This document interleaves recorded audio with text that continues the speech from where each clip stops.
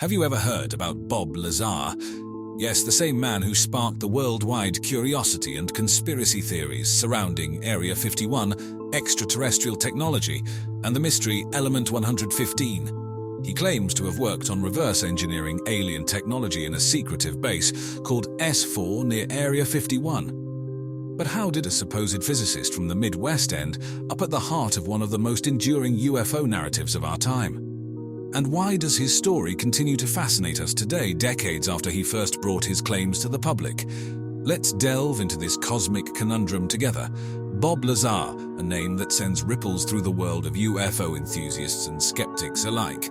Born in 1959 in Coral Gables, Florida, Lazar moved to New York during his childhood. He's held a lifelong fascination with science and technology, particularly with jet engines and explosives, and his exploits even led to some minor run-ins with the law. But what truly thrust Lazar into the spotlight wasn't his penchant for pyrotechnics. It was his extraordinary claims in 1989, when he came forward in a televised interview, introducing himself to the world as a physicist and declaring that he had worked in a clandestine facility near the infamous Area 51. This location, he said, was called S4, tucked into the Emigrant Valley and sheltered by the Papoose mountain range.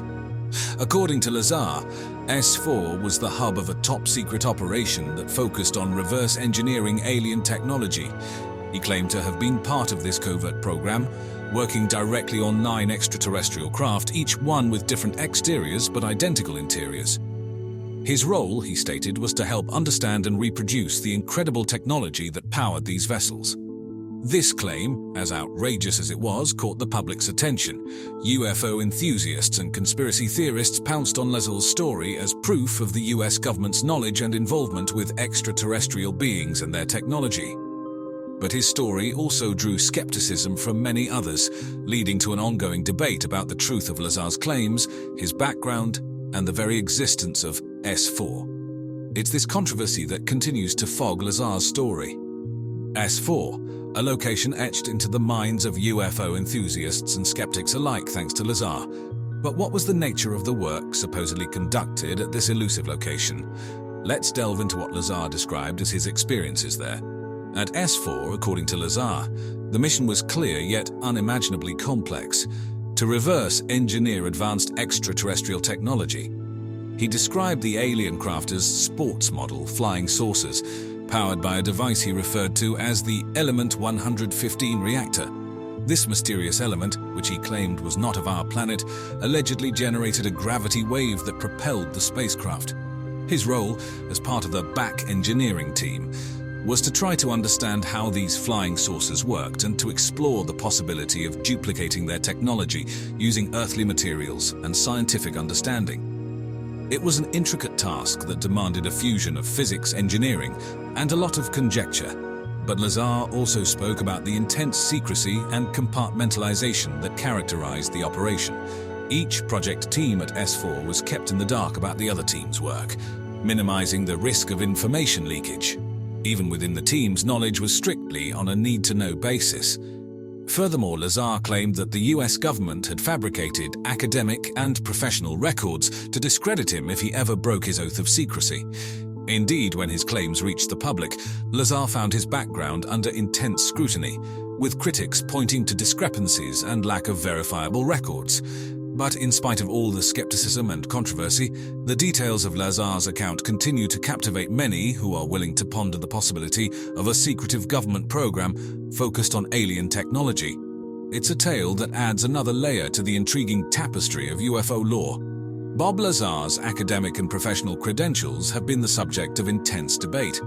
His claim of having degrees from the California Institute of Technology, Caltech, and the Massachusetts Institute of Technology, MIT, 2 of the most prestigious institutions in the world, was met with incredulity and skepticism. When investigators attempted to verify Lazar's educational background, they hit a wall.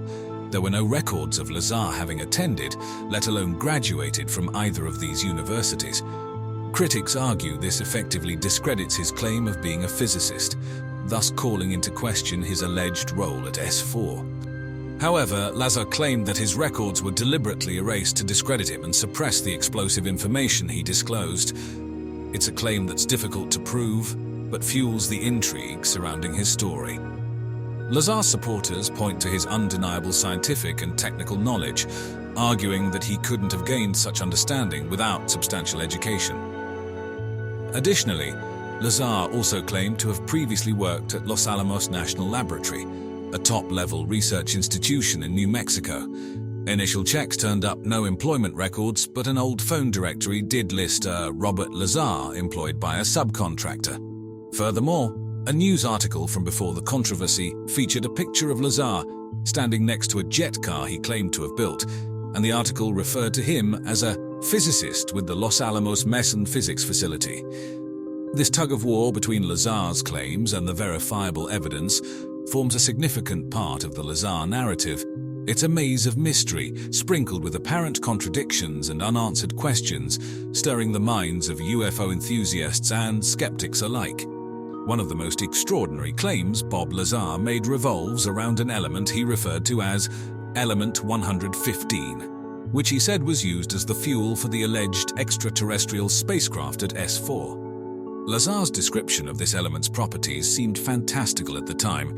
He claimed it was capable of generating a gravitational field when excited and could be used for gravity propulsion. This was said to enable the craft to distort gravity around it, allowing for what would appear to us as incredible acceleration and maneuverability, not to mention facilitating travel across vast cosmic distances.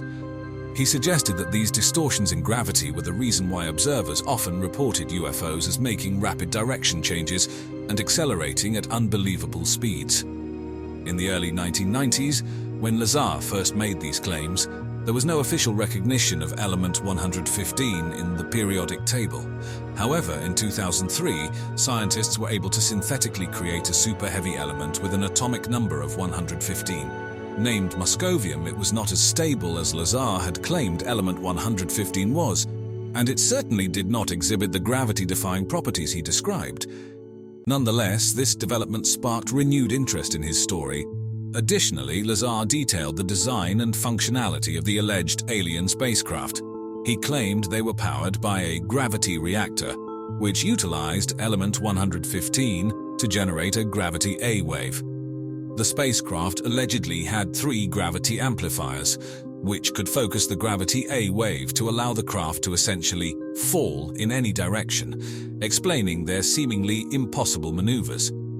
The technical and detailed nature of Lazar's claims, whether fact or fiction, have undeniably captured the imagination of many and have significantly influenced the discourse around UFO technology and potential alien propulsion methods. Today, Bob Lazar's story continues to divide opinions and provoke debate, with many still questioning the truth of his assertions and the validity of his credentials. The lack of substantial, verifiable evidence has kept many skeptics unconvinced. Yet there are others who believe his account, drawn to the consistency in his narrative and the specific technological details he provided.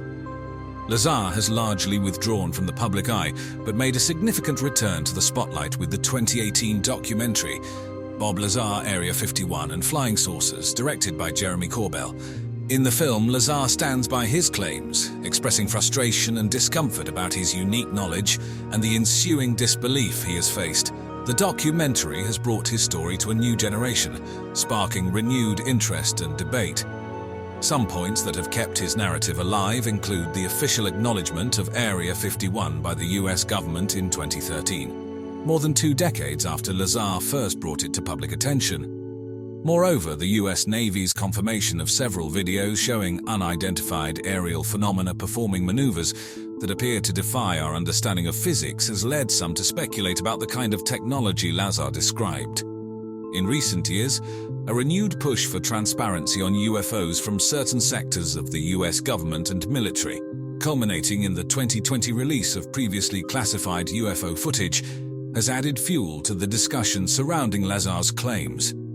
While none of this conclusively proves Lazar's story, for some, it suggests that the world might be closer to accepting the existence of technology and knowledge that is currently beyond our comprehension. And so, as we stare up at the night sky, pondering our place in the cosmos, the story of Bob Lazar continues to challenge our understanding of the universe and our place within it. Despite the skeptics, despite the controversy, his tale echoes with our innate desire to explore the unknown and to comprehend the incomprehensible. So next time when you look at the stars twinkling above, ask yourself, could it be that we've already touched the cosmos in ways we can't fully understand or accept? Just a thought. And as the skies above us have been a source of wonder and mystery since time immemorial, and within that cosmic expanse, there have been sightings, incidents, phenomena that don't fit neatly into our understanding of the world. Incidents that suggest we might not be alone. UFO crashes. They're a staple of science fiction and the fodder of conspiracy theories.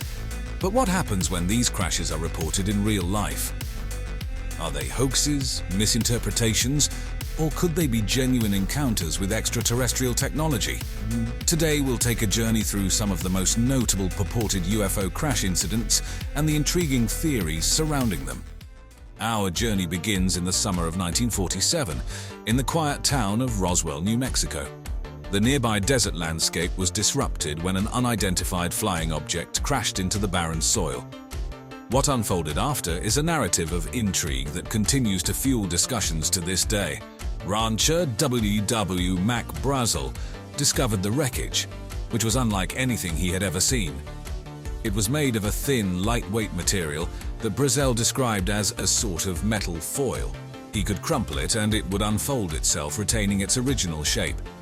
The local military base, Roswell Army Airfield, initially reported the recovery of a flying disc, only to retract the statement a day later, claiming it was a simple weather balloon that had crashed. But this quick change in narrative sparked curiosity and suspicion. Could it have been a cover-up? Several witnesses later came forward decades after the incident. They claimed they saw not only the wreckage of a disc-shaped craft, but also the bodies of its otherworldly occupants.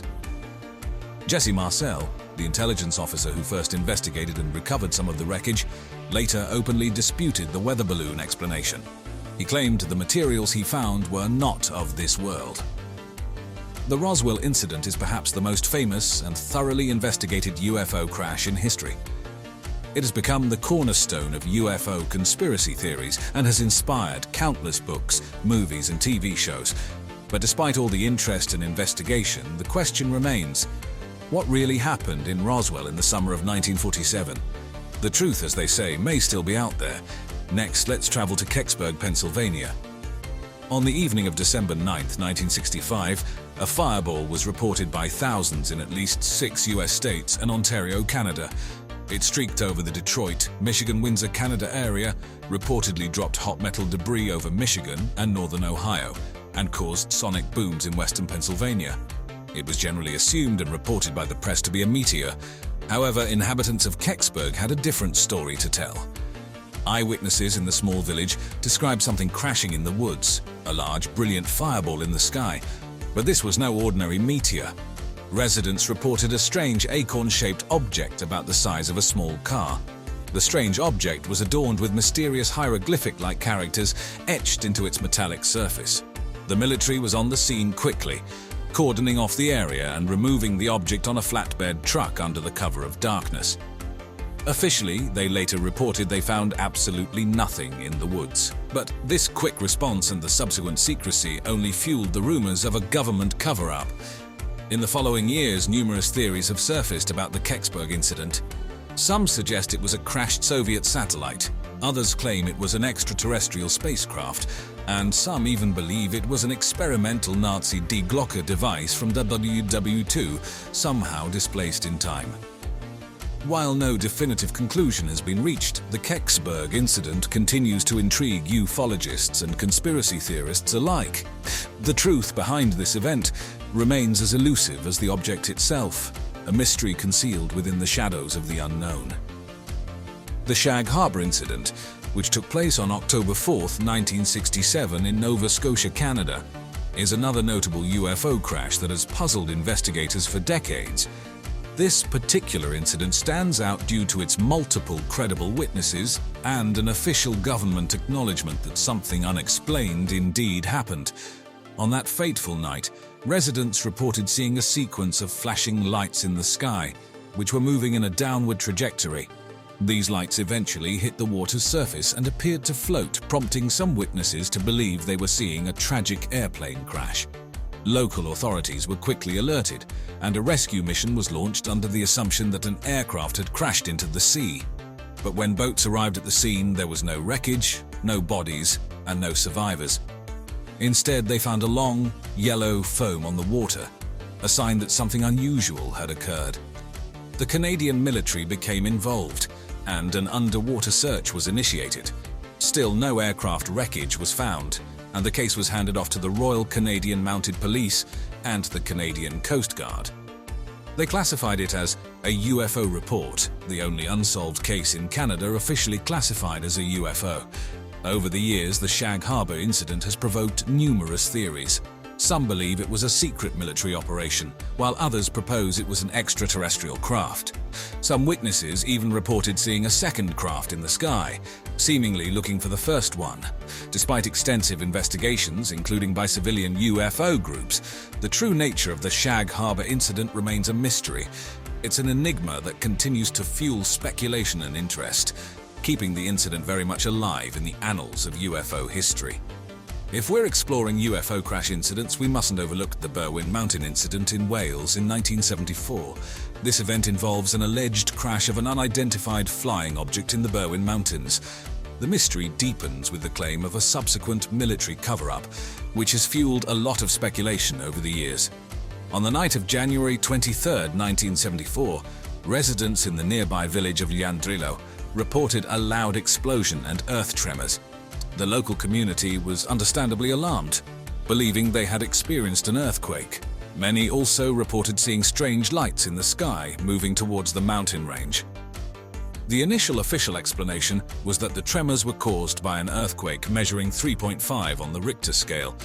However, locals were convinced that the tremors were caused by something crashing into the mountains. This belief was fueled by reports of a significant military presence in the area in the days following the event, leading many to believe that something was being covered up. Over the years, the theories around the Berwyn Mountain incident have ranged from crashed UFOs to secretive military operations. Some believe that an extraterrestrial craft crashed and that the military quickly moved in to retrieve the wreckage and any possible occupants. Others propose that the event was a result of a secretive military experiment gone wrong. Despite numerous requests for information, the UK government has released very little documentation about the incident. This lack of information has only added to the intrigue surrounding the event. Even today, the Berwyn Mountain incident is a focal point for UFO enthusiasts and conspiracy theorists alike, making it one of the most enduring UFO mysteries in the UK. Let's move our focus to the other side of the globe, to a place called Dalnogorsk in the Soviet Union. In the chilly winter evening of January 29, 1986, locals reported a strange reddish sphere flying towards a hill known as Height 611. The object supposedly crashed into the hill, sparking a fire that lasted for hours. The Height 611 incident is unique because of the immediate and extensive research conducted by Soviet scientists in the aftermath. A team led by Dr. Valery Dvuzhilny from the Far Eastern Academy of Sciences gathered samples from the crash site just 2 days later. What they found was peculiar. The site was littered with tiny rock-like particles, metallic in nature, and also unusual black glassy beads. Analysis of these beads revealed them to be almost entirely composed of lead and iron silicate, but it was the way these elements were combined that was unusual. They were structured in a way not typical for naturally occurring minerals or human-made materials. This led the researchers to believe that the object was likely not of earthly origin. Additionally, the trees around the crash site were also affected. They appeared to have been exposed to high heat levels, causing burn damage, but strangely, there was no evidence of a conventional explosion. This further added to the mystery. Despite thorough investigations, what crashed into Height 611 remains a mystery.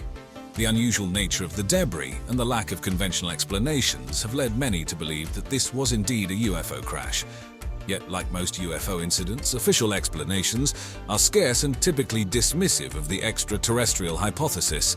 Nevertheless, for many, the Height 611 incident remains a strong piece of evidence in support of the existence of UFOs. How about we step into the time machine and head to the late 19th century, specifically April 17, 1897, in the small town of Aurora, Texas. The event in question predates the Roswell incident by a good half-century, and it's one of the earliest reported UFO crashes.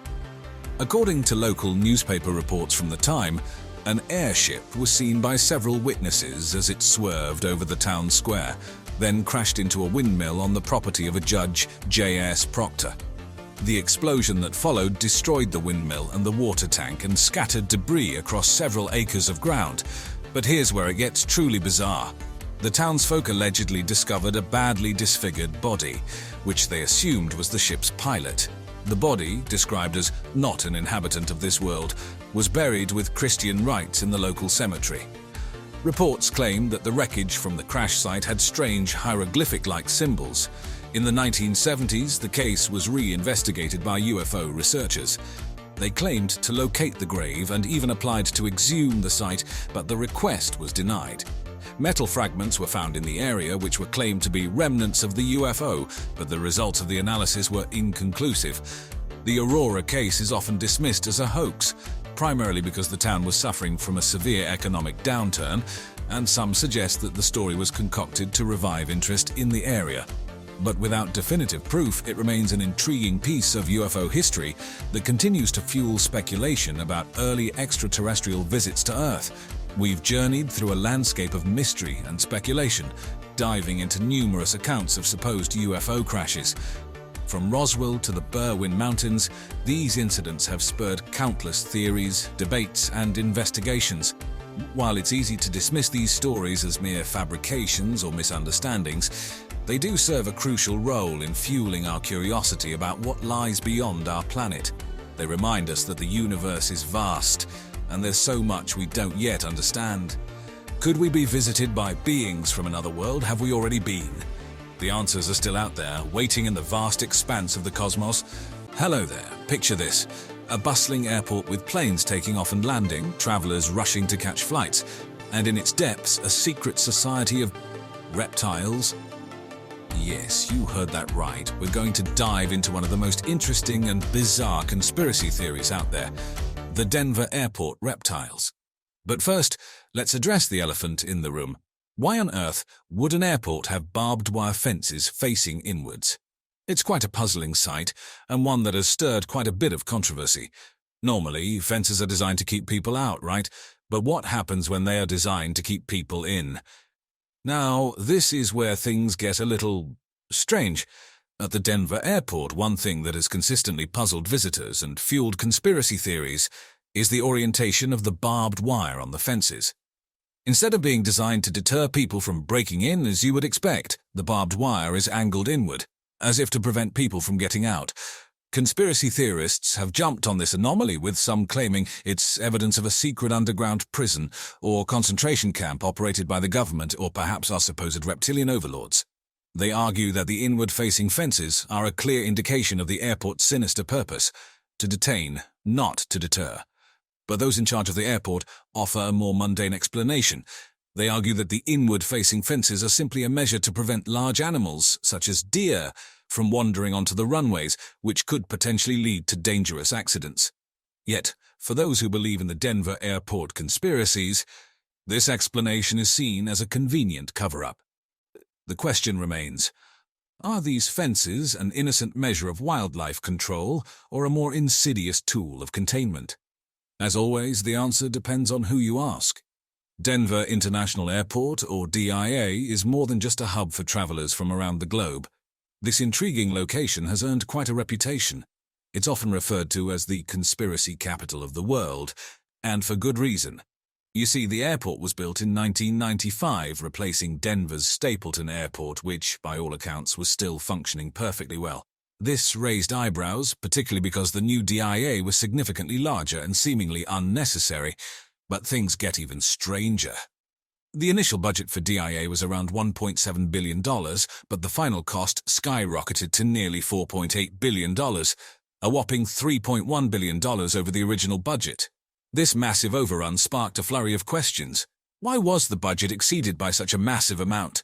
And where did all that money go? Adding to the intrigue, the airport's dedication stone credits an organization called the New World Airport Commission for its help in building the airport. However, there's no record of such an organization existing. This gave rise to speculation that New World could be a reference to the New World Order, a secret society that, according to conspiracy theorists, aims to establish an authoritarian world government. The construction of the airport also required massive amounts of earth moving, which created a system of tunnels and multi-level underground structures. According to the airport's official explanation, these were intended for a high-speed automated baggage handling system that never actually worked. However, some conspiracy theorists have proposed that these subterranean levels serve a far more sinister purpose, and this is where our reptilian friends enter the scene. Now let's take a detour into the world of the bizarre and the unexplained, the reptilian theory. The idea, popularized by conspiracy theorist David Icke, posits that shape-shifting reptilian aliens control Earth by taking on human form and gaining political power to manipulate our societies. Sounds like something right out of a sci-fi movie, right? But here's the connection to Denver Airport. Some theorists believe that the underground tunnels and multi-level structures beneath the airport serve as a secret base for these reptilian overlords. The airport's capacious underground area, the size of Manhattan, they claim, provides ample room for a hidden city, or rather a hidden reptilian lair. And while we're down here in the basement of conjecture, let's add another layer to this conspiracy cake. Some proponents of the reptilian theory also suggest that the alleged subterranean city is not just a lair, but a massive covert genetics lab. Here, they say, human and reptilian DNA are combined to produce hybrid beings that walk among us, undetected. Naturally, these theories are met with a healthy dose of skepticism by most, but that doesn't stop the speculation. And it's not just the underground structure that has caught the attention of conspiracy theorists. There are many more elements of DIA that raise eyebrows and fuel the belief in the extraordinary. And now we enter the basement, or should we say the supposed labyrinthine network of underground tunnels that exist beneath the Denver airport. If you believe the theories, these are not just your regular baggage handling and maintenance tunnels, but rather they are home to our elusive reptilian overlords. The belief in reptilian beings controlling Earth is not new. It's a common thread in many conspiracy theories, with some alleging that these creatures are a superior alien species, or perhaps even a subterranean race that has lived on Earth far longer than us humans.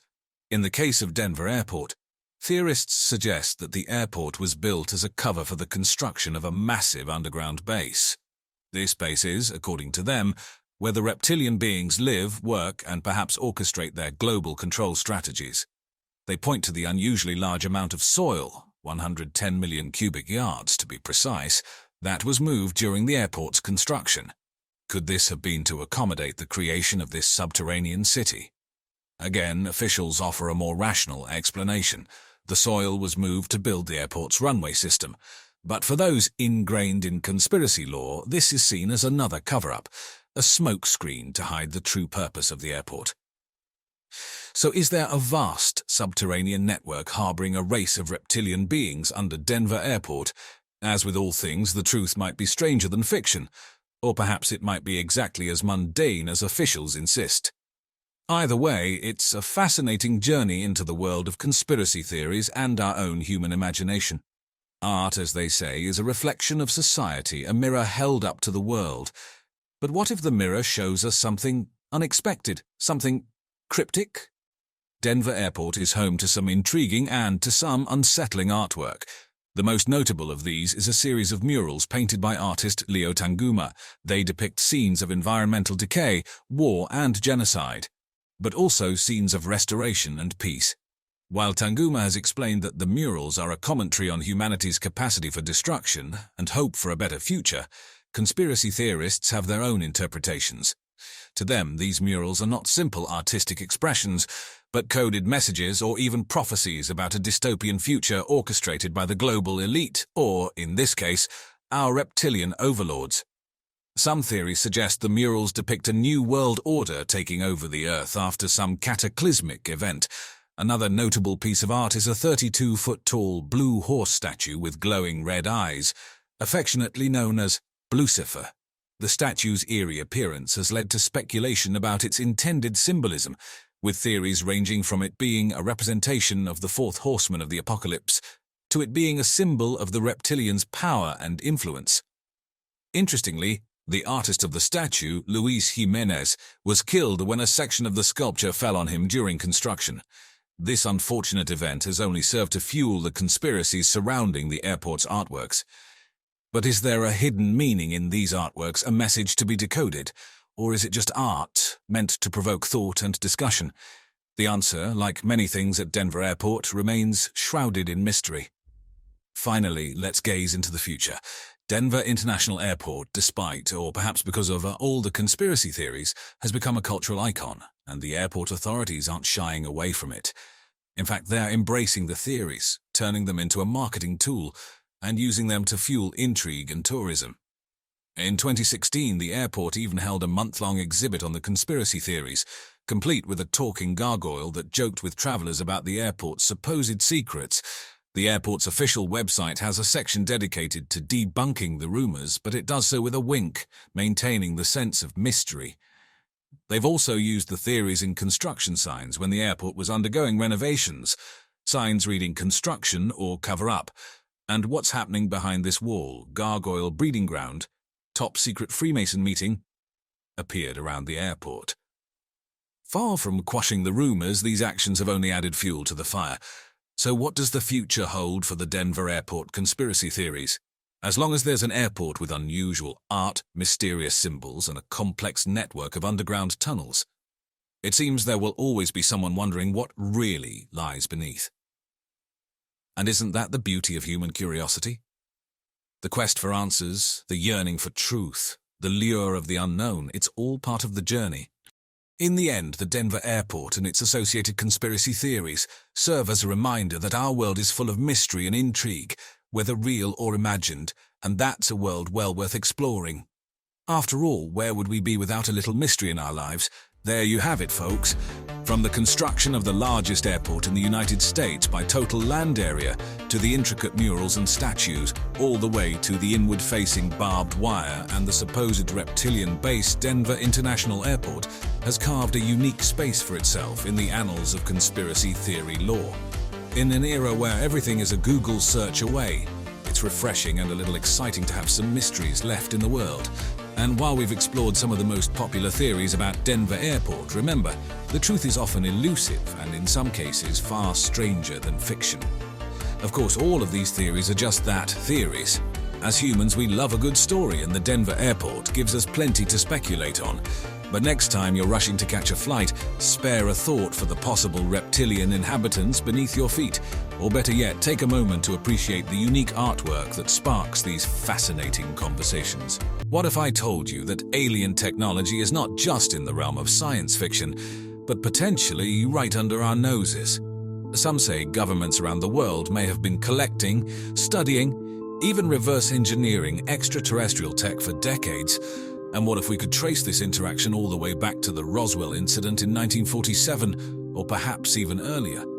Let's delve into this fascinating world of UFOs, government secrets, and the tech that could be out of this world. Now, the question that stands out like a sore thumb is, when did the government actually start collecting these unidentified flying objects? The timing seems to be a subject of considerable debate, with some pointing as far back as the early 20th century.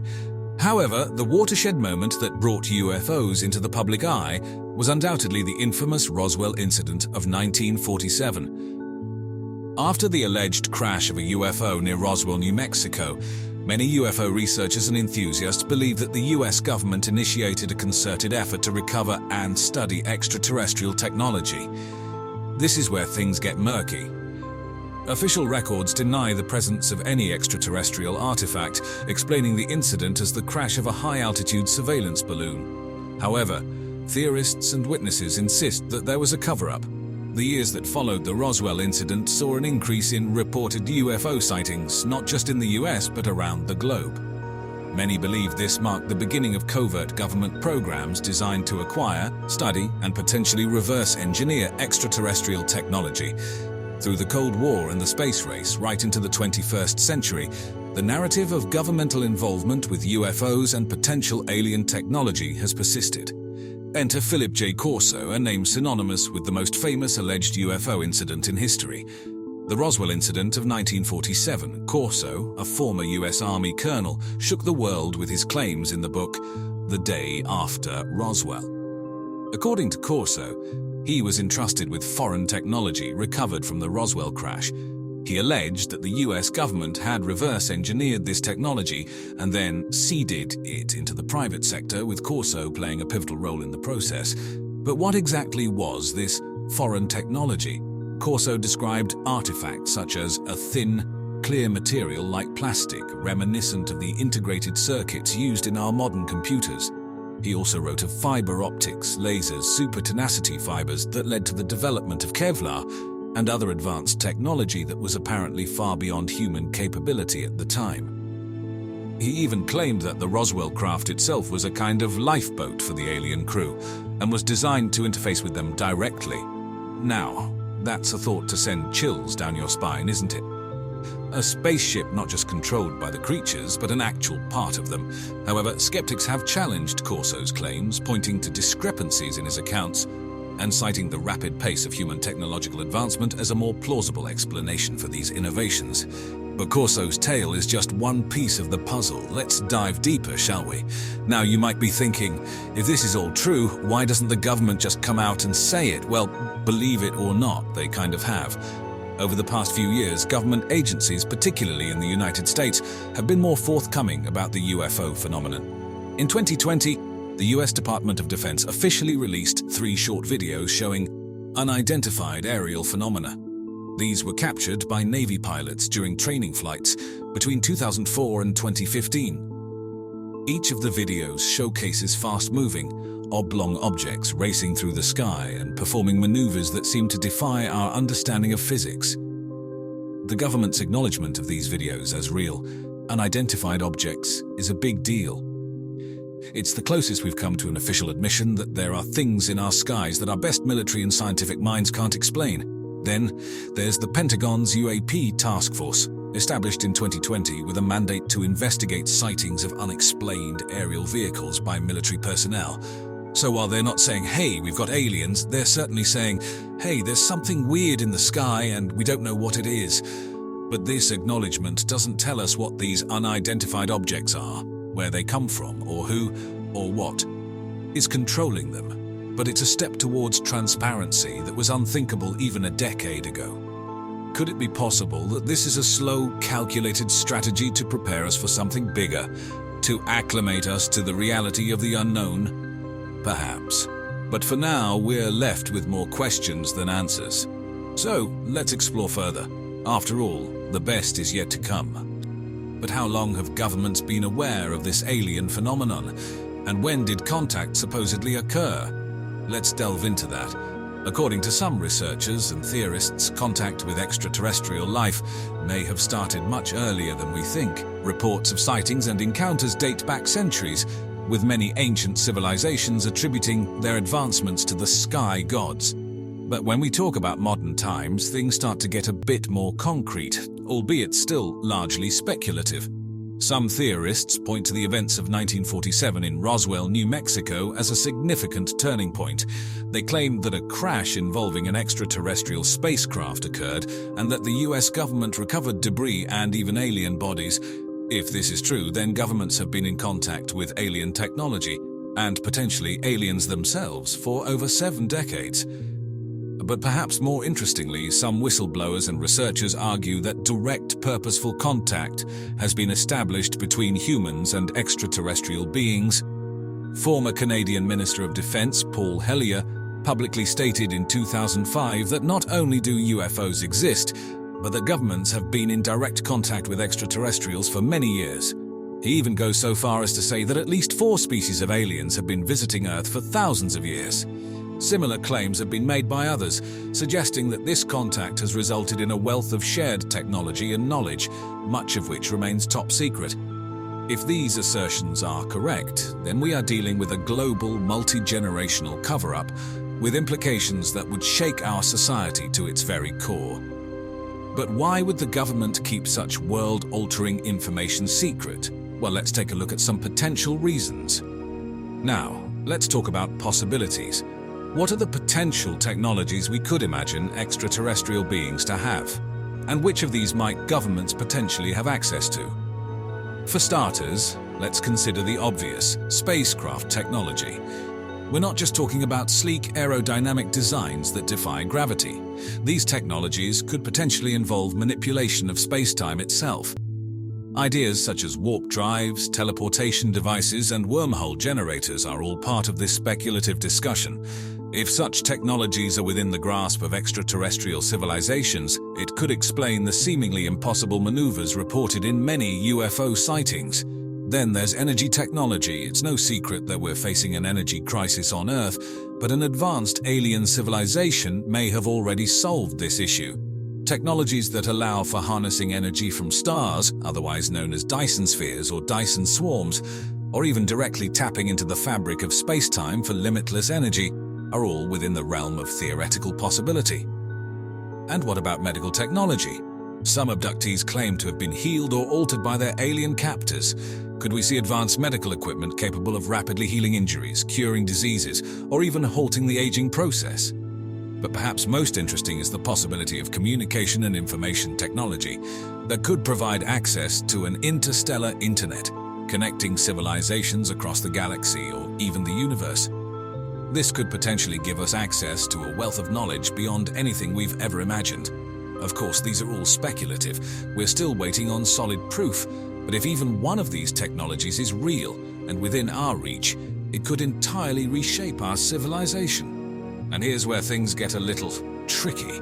You might be wondering, if the government does have such revolutionary technology, why keep it hidden? There are a few theories, really. For starters, any new technology that offers a significant strategic advantage is likely to be kept secret, especially in the context of national security.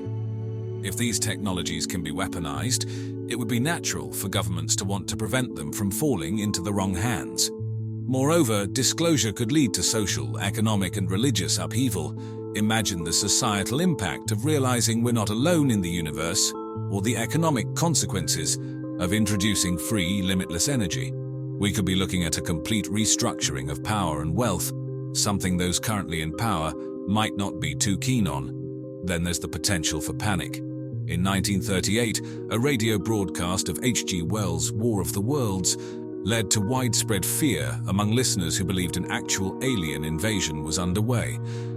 This incident has often been cited as an example of the mass hysteria that could result from the sudden revelation of extraterrestrial existence. Finally, consider that the governments might be suppressing the information not for our protection, but because they're being instructed to by the extraterrestrials themselves. Maybe the aliens don't believe we're ready for such revelations, or they might have their own reasons for wanting to stay in the shadows. All in all, these considerations paint a complex picture of the potential reasons for the suppression of alien technology. But remember, these are just theories. Until there is official disclosure, we can only speculate, conjecture, and ask ourselves, what if? So there you have it. Philip J. Corso's detailed assertions about back-engineering alien tech from Roswell and the intriguing timelines of government interactions with UFOs. Could it be that we've had access to interstellar technology for decades? And if so, what's been holding back the big reveal? Food for thought, isn't it? Our world is a library of mysteries, some solved, others still waiting to be unraveled. But what if I told you there's a page in the book of Earth's mysteries that's as startling as it is fascinating? Today we're traveling to Brazil, the land of samba, soccer, and believe it or not, one of the most intriguing UFO incidents in history. An event that's been compared to the Roswell incident of 1947. But unlike Roswell, this chapter from the late 1970s has managed to stay relatively obscured from the world's lens. So buckle up as we dive into the depths of Operation Saucer, or as it's popularly known, the Brazilian Roswell. In 1977, in the remote reaches of the Amazon River Delta, something inexplicable began happening in the Brazilian island of Colares. This tranquil and somewhat isolated place, known for its simple fishing villages and sprawling, lush rainforests, became the epicenter of a series of strange sightings that left its inhabitants frightened and astounded. These events have come to be referred to as the Brazilian Roswell, one uncanny echo of the famed incident that occurred in the New Mexico desert 3 decades prior. The sightings were anything but ordinary. The residents started observing bizarre, glowing objects hovering in the sky. These phenomena were not the occasional fleeting glimpses we often associate with UFO sightings. No, these were recurring, often nightly occurrences that lasted for several months. The objects, described by eyewitnesses as saucers or luminous spheres, displayed unconventional movement patterns and would hover over the area, emitting intense beams of light. Local doctors were overwhelmed with patients complaining of mysterious ailments after these encounters. The local government, unable to provide an explanation or assistance, called in the Brazilian Air Force for help. This marked the beginning of an unprecedented military investigation codenamed Operation Saucer. Operation Saucer, under the command of Captain Urange Hollander, carried out extensive research on the sightings. The team comprised of about 24 soldiers who set up a base on Colares Island, aiming to document this unexplainable phenomenon scientifically. They reportedly managed to capture hundreds of photographs and over 16 hours of film footage showing the strange objects. Interviews were conducted with many locals, documenting their experiences and encounters in meticulous detail. The operation, however, was shrouded in an air of mystery and secrecy. While the investigation was taking place, news about these events was not permitted to leak to the outside world.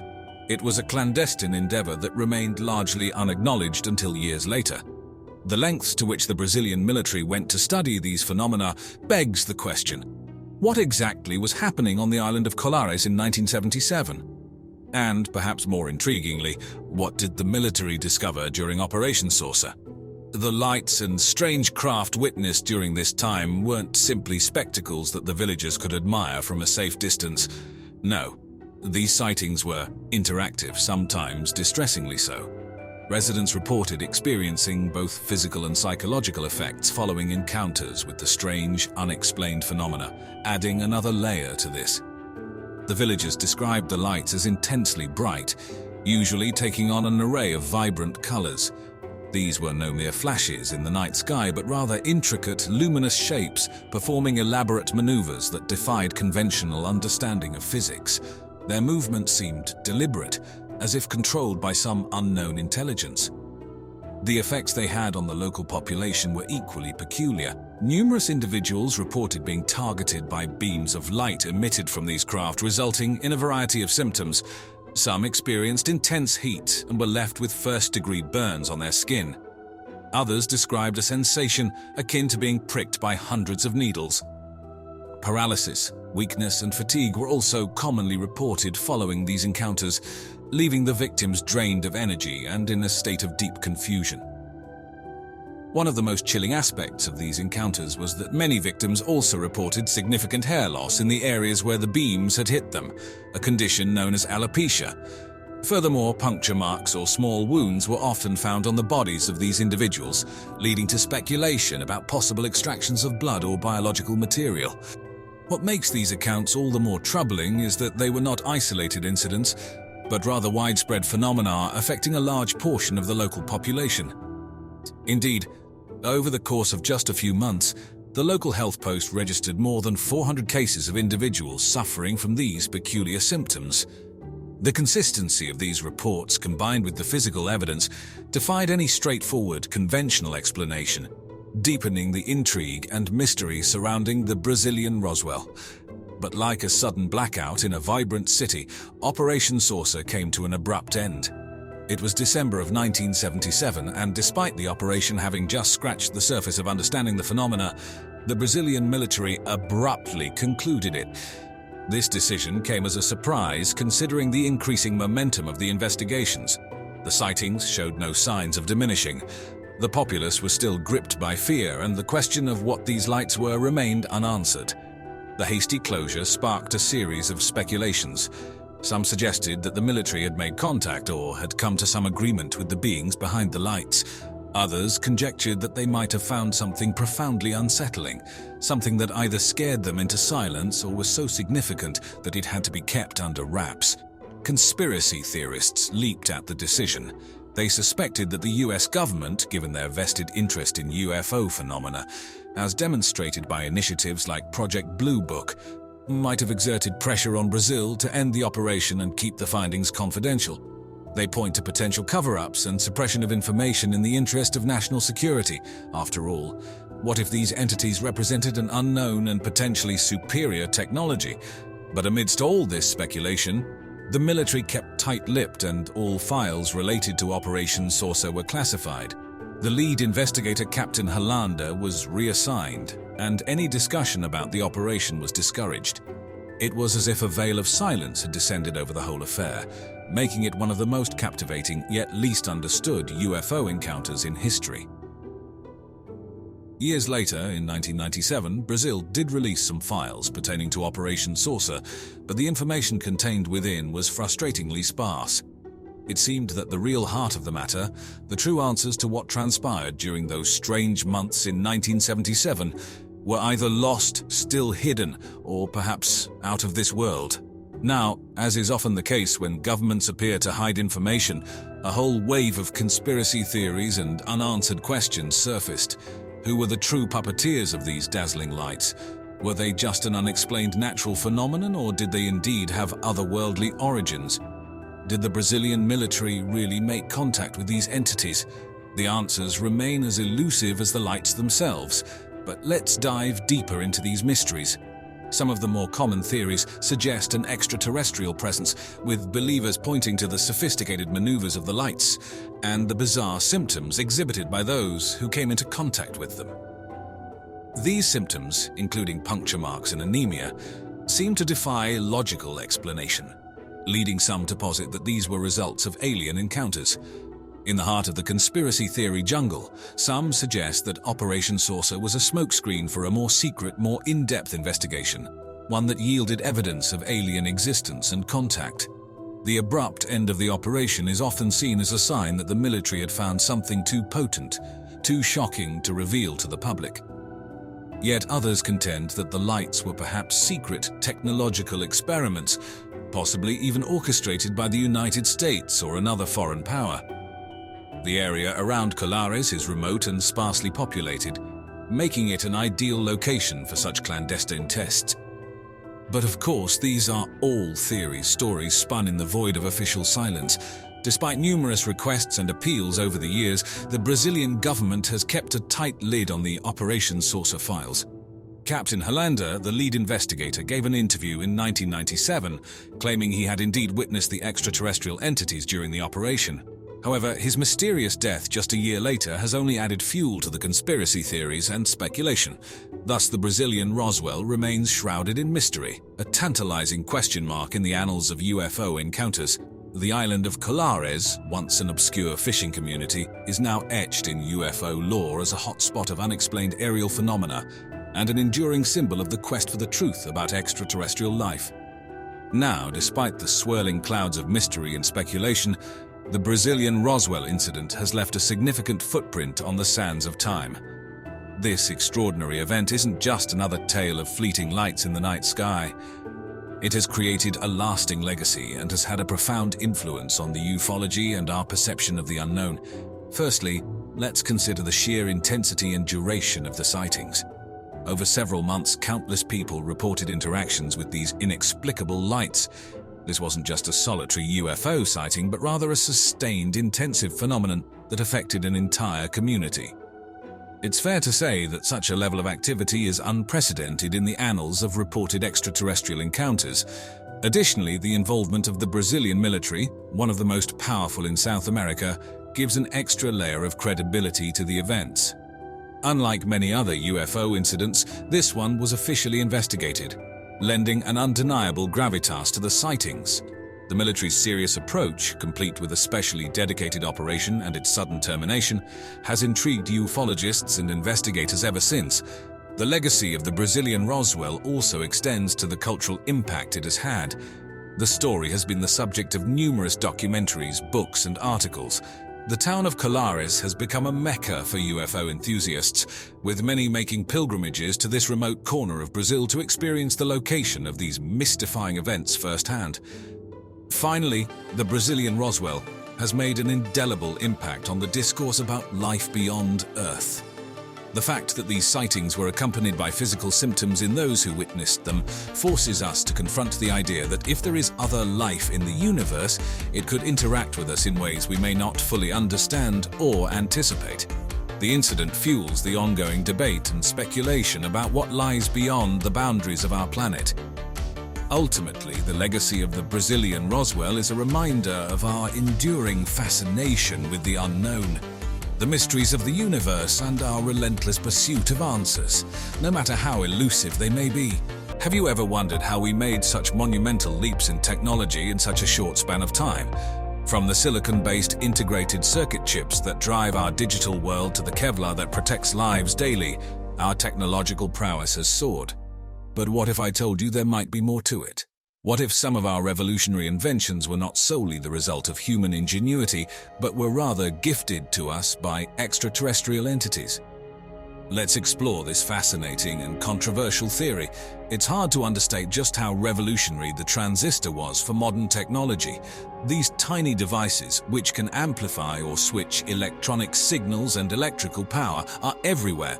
They are the building blocks of all our modern digital devices, from computers to smartphones, all the way to our most advanced supercomputers. In short, they have defined the digital age. The origins of the transistor, however, are the subject of some debate. Officially, the invention is attributed to three American physicists at Bell Labs, John Bardeen, Walter Brattain, and William Shockley, who shared the 1956 Nobel Prize in Physics for their invention. They certainly did the hard scientific work, painstakingly researching semiconductors and experimenting with germanium and silicon to eventually create the first point-contact transistor in 1947. However, those who propose that the transistor was reverse-engineered from alien technology point to a curious coincidence. The development and subsequent patenting of the transistor occurred shortly after the infamous Roswell incident in 1947, when a UFO is said to have crashed in New Mexico. The timing has led some to suggest that the rapid development of the transistor was spurred by reverse-engineering technology recovered from the crash. Supporters of this theory point out that the transistor represented a massive leap forward in technology, seemingly appearing out of nowhere. They argue that such a major advancement seems unlikely without some form of external input, in this case, extraterrestrial technology. Detractors, however, contend that the development of the transistor was a natural evolution of our understanding of physics and electronics, building upon years of prior research. The truth, as always, may lie somewhere in between. Whether spurred by human ingenuity, alien tech, or a combination of both, the transistor's impact on our world is undeniable. Another technological marvel that is often suggested to be a product of alien reverse engineering is Kevlar, a high-strength material best known for its use in bulletproof vests. Kevlar is 5 times stronger than steel, yet it's also lightweight, making it ideal for personal protective equipment, as well as a host of other industrial applications. The creation of Kevlar is officially attributed to Polish-American chemist Stephanie Kwolek, who was working for the DuPont company in the 1960s. Her work in liquid crystalline polymers led to the accidental discovery of Kevlar's incredible strength and durability. But what if there's more to this story? In the world of UFO lore, there are theories that suggest Kevlar's origins might not be as straightforward as they seem. Some posit that Kevlar's creation might have been guided, directly or indirectly, by access to alien technology. According to this theory, studying alien technology could have propelled our understanding of materials science forward, leading to the development of Kevlar. How might this have worked? Well, if we consider the supposed crash of a UFO near Roswell, New Mexico in 1947, it's suggested that the debris recovered was made of a material that was both incredibly light and nearly indestructible. Such characteristics are strikingly similar to Kevlar's. Could Kwolek's research have been influenced by insights gained from studying this wreckage? This doesn't stop enthusiasts from speculating, however, as it's a tantalizing idea to think that our modern technology might have otherworldly origins. After all, the gap between science fiction and science fact can sometimes be surprisingly narrow. Given the alleged secrecy surrounding reverse engineering alien technology, it's no surprise that identifying the exact locations where this process supposedly occurs is challenging. However, there are a few sites frequently mentioned by those who follow the trail of extraterrestrial tech. One name that almost always comes up in discussions of reverse engineering alien technology is Area 51. Located in the remote Nevada desert, Area 51 has been the subject of UFO and alien theories for decades. Bob Lazar, a physicist who claims to have worked at a sublocation of Area 51 known as S4, has stated that he worked on reverse engineering alien spacecraft there. If Lazar's accounts are accurate, Area 51 could very well be a hub for such clandestine operations. In addition to Area 51, there are mentions of other secretive military and research facilities in the US and around the world. Wright-Patterson Air Force Base in Ohio, for instance, is often associated with the Roswell incident. It's thought that wreckage from the crashed UFO was transported there for study. Overseas, Kapustin Yar, often referred to as Russia's Area 51, is rumored to have been involved in similar operations. Located in Astrakhan Oblast, near the Kazakhstan border, the military base has been shrouded in secrecy since its establishment by the Soviet Union in 1946. Then there's Pine Gap in Australia, a joint US-Australian satellite surveillance base. Some believe that Pine Gap may also be involved in reverse engineering extraterrestrial tech, based on its high level of secrecy and strategic importance to the US military. Bob Lazar, a figure synonymous with Area 51 and alien technology, once claimed to work at a site called S4, located a short distance south of the infamous Nevada base. But Lazar's job wasn't your run-of-the-mill government gig. As per his account, he was tasked with reverse engineering extraterrestrial technology. Lazar, a physicist by training, allegedly worked with a team to understand and potentially replicate the propulsion systems of 9 different spacecraft that he claimed were of extraterrestrial origin. He stated that these crafts employed a technology that harnessed gravity itself, using a substance Lazar referred to as Element 115, which was unknown to science at the time of his claims. Element 115, or Moscovium as it is now known, was officially recognized by the scientific community years later in 2003. However, it doesn't possess the properties that Lazar attributed to it, adding a layer of controversy to his claims. Within the labyrinth of the S4 facility, as Lazar described, were 9 hangar-like doors built into the side of a mountain, each one a storehouse for alien spacecraft. In one instance, Lazar recounted a moment where he was allowed to step inside one of these vehicles, dubbed the Sport Model. He described it as a seamless metallic object, both remarkable and eerie in its otherworldly simplicity. Lazar's claims are often met with skepticism, especially as no concrete evidence has been provided to back up his story. Government records of his education and employment were also seemingly non-existent, making it even harder for many to believe his tales. Yet, his detailed account continues to capture the imagination of those intrigued by the potential for human interaction with extraterrestrial technology. So, does S4 house the secrets of alien engineering, or is it merely the epicenter of a well-spun myth? As is often the case when dealing with stories of this nature, the truth remains elusive. Yet, the questions posed and the fascination stoked by these tales keep the discussion of alien technology alive and thriving. Philip J. Corso, a name that rings quite familiar in the realm of ufology and extraterrestrial encounters, claimed to have direct knowledge of the government's secretive endeavors into alien technology. His controversial book, The Day After Roswell, sent shockwaves through the scientific and ufological communities, becoming a cornerstone for those who believe in the conspiracy of government suppression of alien technology. According to Corso, a retired US Army colonel, he was directly involved in the research and development program that reverse-engineered alien technology retrieved from the infamous Roswell crash in 1947. He alleges that he was assigned to a Pentagon project under the command of Lieutenant General Arthur Trudeau, whose task was to filter Roswell technology into the mainstream through defense contractors without raising public awareness about the alien origins of the tech. Among the technologies Corso claimed to have worked on were integrated circuit chips, fiber optics, and lasers. Technologies that have since revolutionized our lives in ways we couldn't imagine in the pre-Roswell era. He argued that these advances were not simply the result of human progress, but were significantly accelerated by the study of alien tech. Corso also claimed that night vision technology was developed through the reverse engineering of alien optical systems. He proposed that extraterrestrial entities had superior night vision, which humans tried to replicate by examining the biomechanics of retrieved alien eyes. Critics have challenged Corso's assertions due to the lack of documented proof and the convenient timing of his revelations, coming forth many decades after the purported events. But the startling specificity of his claims continues to ignite interest and debate. True or not, Corso's accounts continue to add fuel to the conversation surrounding the possibilities of reverse-engineered alien technology and its implications for our understanding of human technological development. And as always, thanks for watching. It's indeed intriguing to consider how our technological advancements could be intertwined with extraterrestrial phenomena. From alleged facilities like Area 51 and S4, to claims made by people like Bob Lazar and Philip J. Corso, the stories and theories around alien tech are never-ending. But regardless of whether these assertions hold any weight, they surely open up a world of imagination and curiosity, urging us to question, explore, and keep an open mind.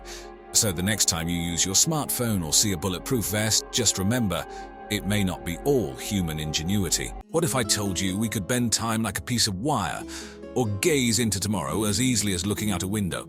Sounds like something straight out of a sci-fi movie, right? Well, brace yourself for a journey into the uncharted territories of Project Looking Glass and Project Galileo, top-secret endeavors that, if the rumors are to be believed, sought to do just that and more. Grab your curiosity hats as we step into a realm where time travel might not just be a fragment of our imaginations. Project Looking Glass sounds like something straight out of a science fiction novel. But what if I told you it might be real? Or at least according to some conspiracy theories and testimonies, it might be. Reportedly developed in secret US government facilities, Project Looking Glass allegedly involves the use of advanced technologies for viewing future and past events. Speculation swirls around this project, with theories proposing that it uses quantum physics and highly sophisticated optical devices to distort gravity and light, thereby bending the space-time continuum. Supposedly, this allows the users to peer into different points in time. Such a device, if real, would have profound implications for our understanding of reality itself. Bob Lazar, an alleged former Area 51 employee, has vaguely referenced such technology, further fueling speculation. However, it's crucial to note that no credible evidence has been publicly produced to substantiate these astonishing claims. Without verifiable proof, the story of Project Looking Glass remains firmly in the realm of speculation. But the tantalizing question remains, what if it's true?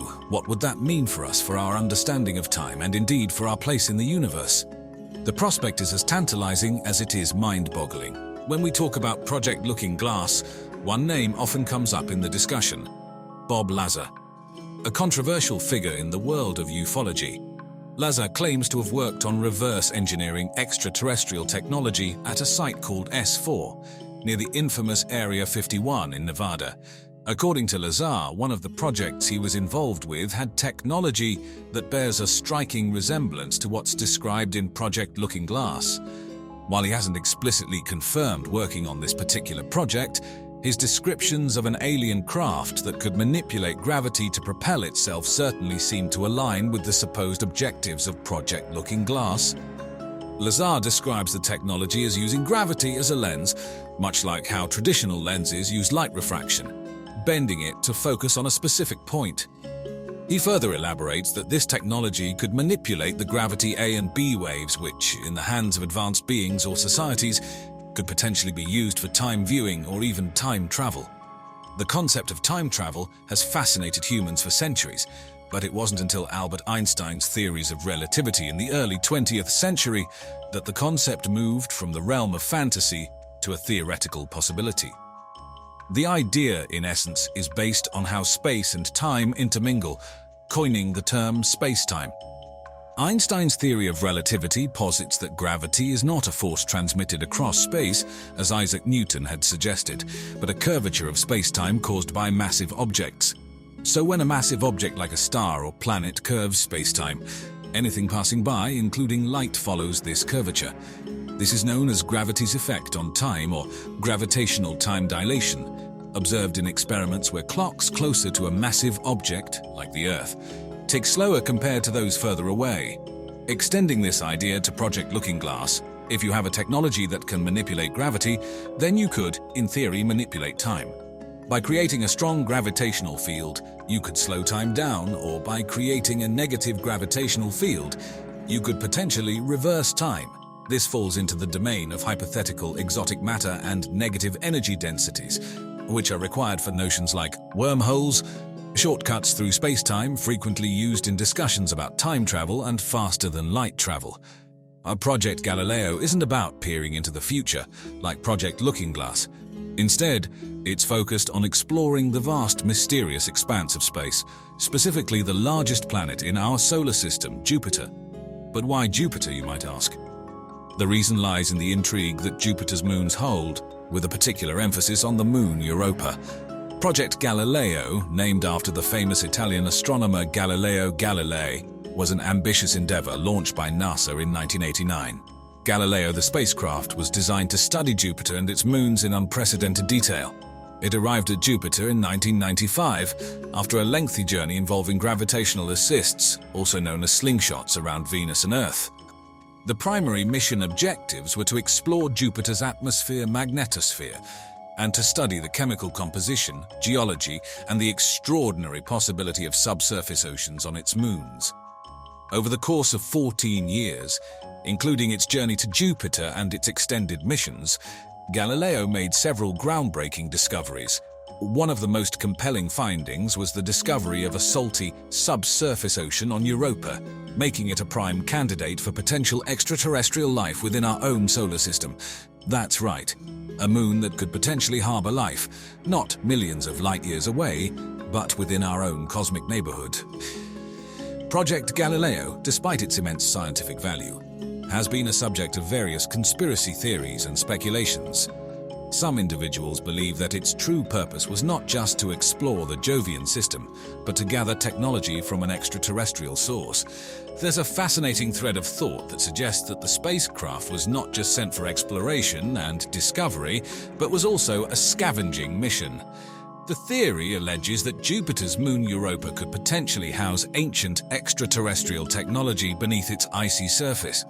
The source of such speculation is often attributed to the supposed secrecy and specific interest that NASA seemed to have on Europa. Now, what kind of technology could possibly be buried beneath the icy surface of Europa, a moon so far from Earth? The conjecture suggests anything from energy sources much more efficient and sustainable than we currently have to technological artifacts that could change our understanding of the universe and our place within it. It's a thought that is as tantalizing as it is terrifying. To add another layer to the intrigue, some of these theories even extend to the notion that governments and organizations like NASA are reverse engineering this alien technology, fueling advancements in various fields. This is a bold claim, often lacking concrete evidence, yet has gripped many a curious mind, painting a picture of a reality straight out of a science fiction novel. So, what would the alleged discoveries from Project Galileo imply for us, for our world, and our understanding of the cosmos? Let's assume, just for the sake of our conversation, that the theories about a secret alien technology scavenging mission are true. What are the potential implications? Firstly, the discovery of any form of extraterrestrial technology would profoundly shift our understanding of life in the universe. It would not only confirm the existence of other technologically advanced civilizations, but also give us a glimpse into the kind of advancements possible in the universe. Such a revelation would carry monumental implications for our search for extraterrestrial intelligence, or SETI, and could potentially lead to an entirely new era of space exploration and discovery. Secondly, the presence of alien technology on Europa could potentially suggest that, at some point in the distant past, this moon of Jupiter was either visited or inhabited by an advanced civilization. This could mean that the icy surface and oceans of Europa might not just hold secrets of alien technology, but also signs of past or even present extraterrestrial life. Thirdly, If the theories about reverse engineering this alien technology are accurate, we could be looking at a future where current technological barriers are broken, leading to unprecedented advancements. Imagine energy sources more potent and cleaner than anything we've ever known, space travel technologies that could take us to the furthest corners of the universe, and scientific tools that could allow us to manipulate the very fabric of reality. Finally, and perhaps most disquietingly, if the allegations about the secrecy of Project Galileo's true mission hold any weight, it would raise significant questions about the transparency of our space exploration initiatives and the motives behind them. In essence, it would redefine the narrative of space exploration and the role of secrecy in scientific advancements. Of course, all of this is pure conjecture and exploration of what-ifs. Until we have solid evidence in our hands, such narratives remain confined to the realm of speculation. But as always, it's the questions that lead us forward, that push us to explore and discover, and perhaps one day unravel the mysteries that the universe holds. We've danced on the edges of science fiction and reality, ventured into secret projects, and explored the possibility of warping time and space. Yet, as always, in the realm of the unexplained and the extraordinary, we leave with more questions. And that's just fine, because questions push us to discover, to explore, and to keep turning the page. Hey guys, I'm back, but what if I wasn't? What if instead I was an extraterrestrial being from a far-off galaxy? A concept that's not too far off for some conspiracy theorists who believe that our governments have been keeping secrets about alien landings. But how about something even more mind-boggling? Alien connections to the Great Pyramids. Well, let's dive in and explore these intriguing ideas. In our quest to comprehend the unknown, we often turn to our governments. After all, they must know something, right? From the late 1940s through the late 1960s, the US government's Project Blue Book compiled reports of over 12,000 sightings or encounters with unidentified flying objects. Although the project concluded in 1969, stating that most of the sightings involved conventional aircraft or natural phenomena, and that none posed a threat to national security, it didn't quell the public's fascination or skepticism, but there's more. In recent years, the US government has released a series of videos that show fast-moving objects captured by military aircraft. These videos, which the Department of Defense has explicitly referred to as containing unidentified aerial phenomena, have reignited public interest and speculation about the existence of extraterrestrial life and their potential visitations to our planet. Moreover, the CIA has declassified a large number of documents and files about UFOs, making them available online. This trove of information includes reports dating from the 1940s to the early 1990s. Though many of these reports are heavily redacted and offer no concrete evidence of extraterrestrial life, they do prove one thing. The government has spent considerable time and resources investigating these phenomena. So, yes, governments have leaked, declassified, or even directly released information concerning UFOs, or, as they now prefer to call them, unidentified aerial phenomena, UAP. Still, the question remains, are these genuine encounters with alien technology, or are they merely earthly phenomena we have yet to understand fully? As we venture deeper, keep this question in mind. And the Roswell incident, that's where things get particularly controversial, and conspiracy theories abound. In 1947, something fell from the sky near Roswell, New Mexico. The US military claimed it was a weather balloon, but many didn't buy this explanation. Even today, over 7 decades later, the incident sparks debates and conspiracy theories. At the time, a local rancher discovered unusual debris in his sheep pasture. Lightweight, but incredibly strong, pieces of what appeared to be metal and plastic. After the military swiftly collected and removed the material, rumors began circulating that it was not a weather balloon that had crashed, but an extraterrestrial spacecraft. The Roswell incident has since become a linchpin of UFO conspiracy theories, with allegations of a government cover-up. Documents have been declassified over time, but many questions remain, keeping Roswell firmly in the realm of the mysterious and the unexplained. And here's where things get even more peculiar. Some claim that not only was there a crashed spacecraft, but also recovered alien bodies.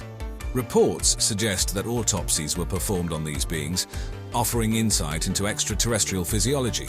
However, these accounts have been largely dismissed by mainstream science and are often considered the stuff of science fiction.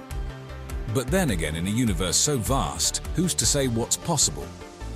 After all, as I always like to ponder, we're just a tiny speck in the grand cosmic scale. The Roswell incident remains one of the most enduring and fascinating stories in the world of ufology. And while the truth of what really happened is still shrouded in secrecy and skepticism, the allure of the unknown continues to captivate us, fueling our curiosity and our imagination.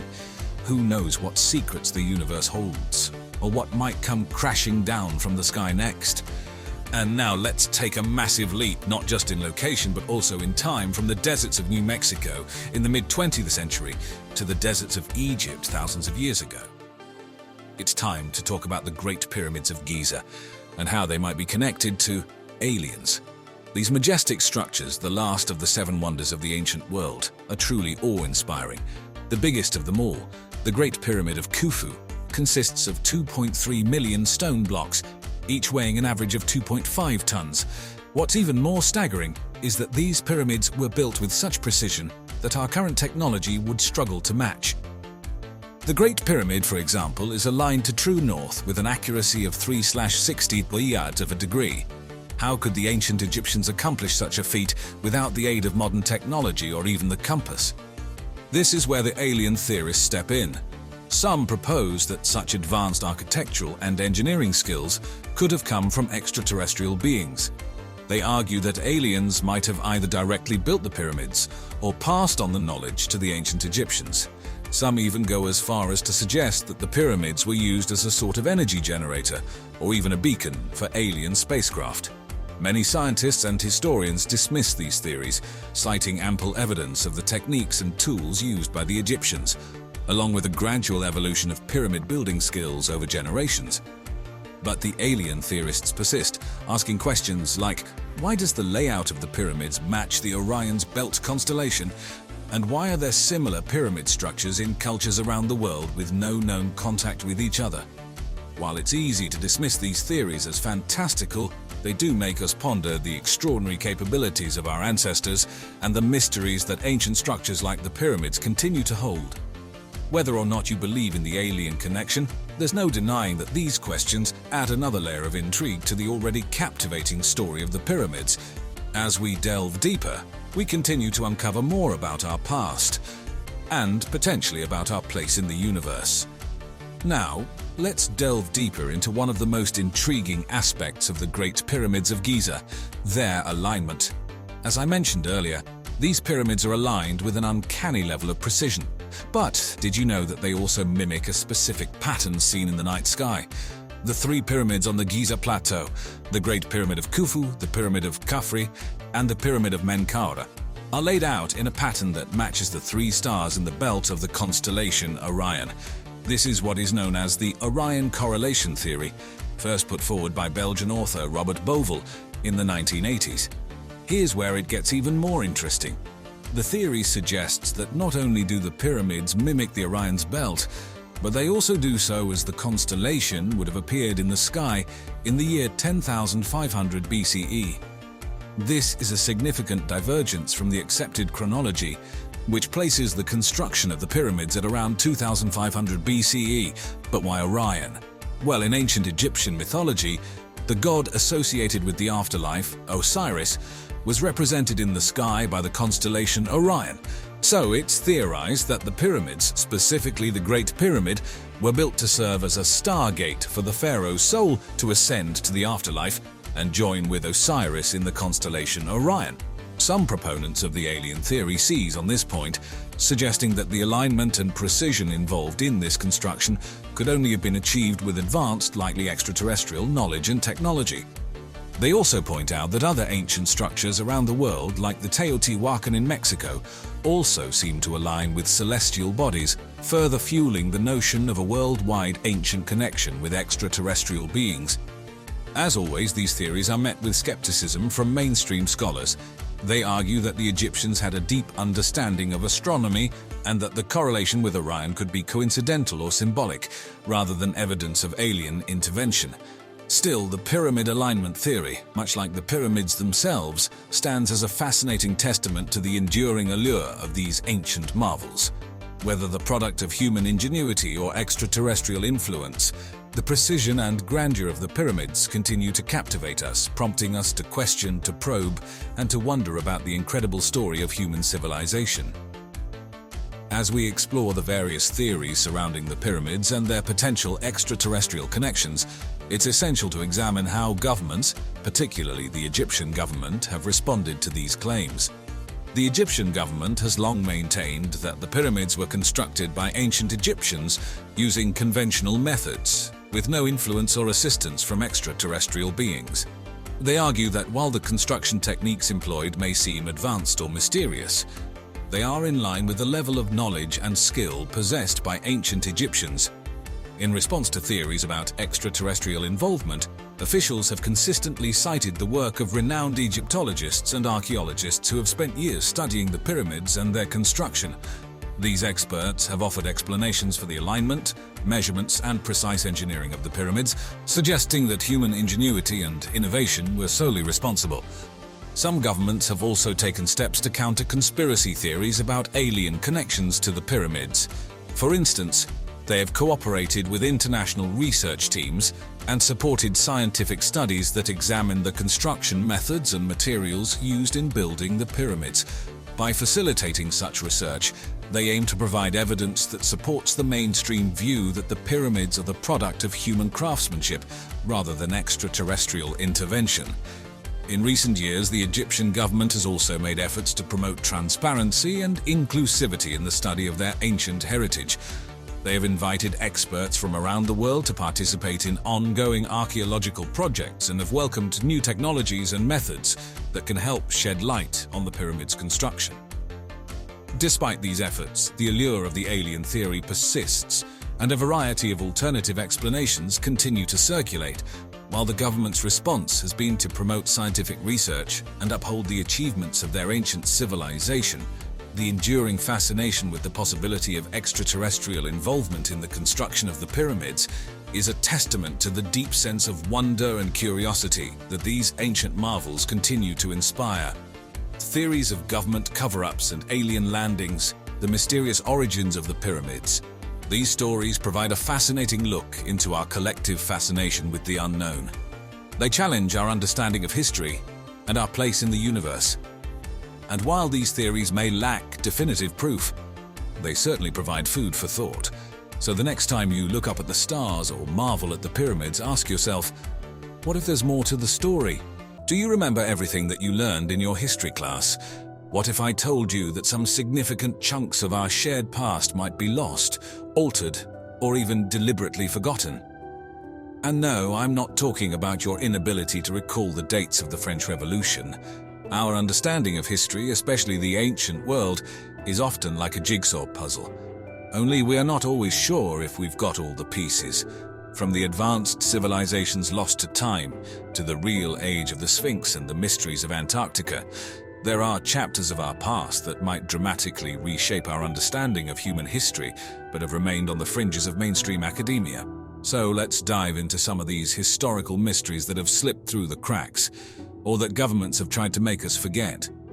Project Highjump, an official US Navy mission that launched in 1946, remains cloaked in a layer of mystery. Led by Admiral Richard E. Byrd, this Antarctic expedition involved 4,700 men, 13 ships and 33 aircraft. Ostensibly, the mission's purpose was to establish the Antarctic research base Little America 4, test military hardware in extreme conditions, and refine and develop Arctic rescue techniques. However, numerous conspiracy theories have swirled around the true purpose of the mission, fueled in part by Byrd's later comments to a Chilean newspaper. In an interview, he warned of enemy fighters that can fly from pole to pole with incredible speed, leading many to speculate about hidden German bases, advanced technologies, or even extraterrestrial involvement. While most of these theories lack substantive evidence, the abrupt end to the expedition, initially planned for 6 to 8 months but culminating in just 8 weeks, raises questions. Official records attributed this to early onset of winter and worsening weather conditions, yet these reports haven't entirely quashed public curiosity. To this day, many details about the expedition remain classified, leaving space for conjecture. It's important to tread carefully when separating fact from fiction in such cases. These scenarios remind us that sometimes the historical narratives we receive may not present the complete picture. It underscores the crucial need for transparency in historical and governmental documentation to ensure that history, in its fullest sense, is available to us all. The Great Library of Alexandria, founded in the 3rd century BCE, was an intellectual beacon of the ancient world. Positioned in Alexandria, Egypt, it was dedicated to the Muses, the 9 goddesses of the arts. This grand institution attracted scholars from all around the ancient world, housing an unrivaled collection of manuscripts and books on a wide range of subjects, including astronomy, geography, philosophy, and medicine. Some estimates suggest the library held over 500,000 documents from Assyria, Greece, Persia, Egypt, India, and many other nations. However, the destruction of the Library of Alexandria and the vast knowledge it contained is one of history's greatest losses. Its fall is usually attributed to a fire, which could have occurred at several points in the library's existence. The potential culprits range from Julius Caesar's army during the siege of Alexandria in 48 BCE to later devastations associated with the purges of paganism under Christian Roman emperors. The mystery surrounding the loss of the Library of Alexandria is made more complex by the fact that for centuries, the blame has been passed around between different cultures, empires, and religions. Its demise has become a symbol of knowledge being lost, and is often used to criticize the anti-intellectual periods throughout history. However, it is critical to remember that history is often written by the victors, who may have reasons to downplay or ignore their destructive acts. Despite its fall, the Library of Alexandria's intellectual legacy continues to impact our understanding of the ancient world. Its loss is a sobering reminder of the transient nature of human knowledge and the need to continually preserve and disseminate it. In the traditional narrative, Christopher Columbus is hailed as the discoverer of the Americas, arriving in 1492 on behalf of the Spanish crown. But that is an overly simplified and misleading narrative. Columbus was not the first outsider to step foot in the New World, nor were the cultures he encountered discovered. They had thriving societies, complex governmental systems, and rich cultural traditions long before Columbus's ships appeared on the horizon. There's plenty of evidence to suggest that the Norse, led by Leif Erikson around the year 1000 CE, were the first known Europeans to establish settlements in North America, specifically in what we now know as Newfoundland, Canada. These Viking explorers had already been living and trading in these parts of the New World some 500 years before Columbus set sail. The remains of their settlements have been studied extensively since they were unearthed in the 1960s. In addition to the Norse, there are numerous theories and some tantalizing pieces of evidence that point to other possible pre-Columbian explorers. Some of these include the Polynesians, the Chinese, the Welsh, and even the Irish. Each theory has its own array of circumstantial evidence, from peculiar inscriptions and artifacts to oral traditions and linguistic oddities. Even more significantly, the narrative that Columbus discovered the Americas glosses over the rich and diverse cultures that already existed there. The Aztecs, Mayans, Incas, and numerous North American tribes had civilizations that rivaled those in Europe, with their own scientific, mathematical, and cultural achievements. Acknowledging these facts challenges the traditional Eurocentric view of history, and it's often a narrative that is uncomfortable to confront. There is an inclination to present history in a way that reinforces the dominant cultural paradigm, and anything that contradicts this is often overlooked or downplayed. However, understanding these truths is crucial to appreciate the breadth and diversity of human history in all its complexity. Ancient advanced civilizations such as the Sumerians, Egyptians, Indus Valley inhabitants, and the people of ancient China have long been sources of fascination and intrigue. Some of their knowledge and practices display a sophistication and understanding of the world that seem years ahead of their time. However, mainstream academia often prefers to maintain a linear narrative of human progress that doesn't always fit with these realities. Take the example of the Sumerians. They were an early civilization emerging in the Mesopotamian region around 4500 BCE. The Sumerians are credited with the invention of writing, the wheel, and sophisticated systems of agriculture, law, and religion. But there's more. They also had detailed knowledge of the solar system, including the existence of planets not visible to the naked eye, facts that they presumably had no means of knowing. Similarly, the construction techniques and astronomical alignments of the Egyptian pyramids and other ancient structures, such as Stonehenge, have baffled researchers for centuries. Despite a lack of access to modern technology, these structures were created with a precision that rivals modern construction techniques. This suggests that our ancient ancestors were more advanced than traditionally believed. Then we have the civilization of the Indus Valley, where people enjoyed city planning and sanitary systems that are surprisingly similar to our own. The cities of Mohenjo-Daro and Harappa had complex sewer systems and grid-like city layouts, showing a level of urban planning and understanding of hygiene that was unique for its time. Our history, as told by conventional narratives, often omits or glosses over these feats of ancient ingenuity. This doesn't necessarily imply a conspiracy, but rather a tendency to fit history into a familiar, comfortable narrative. Re-examining these narratives pushes us to recognize that our ancestors were capable of incredible achievements and to understand that the path of human progress isn't always a straight line. The Sphinx is one of the most iconic monuments of ancient Egypt, its colossal body of a lion and the head of a man gazing out across the Giza Plateau. Traditionally, it is thought to have been built by the pharaoh Khafre around 2500 BCE. However, this dating is based largely on circumstantial evidence, and a growing body of research suggests that the Sphinx might be significantly older, potentially pushing back the timeline of advanced human civilization.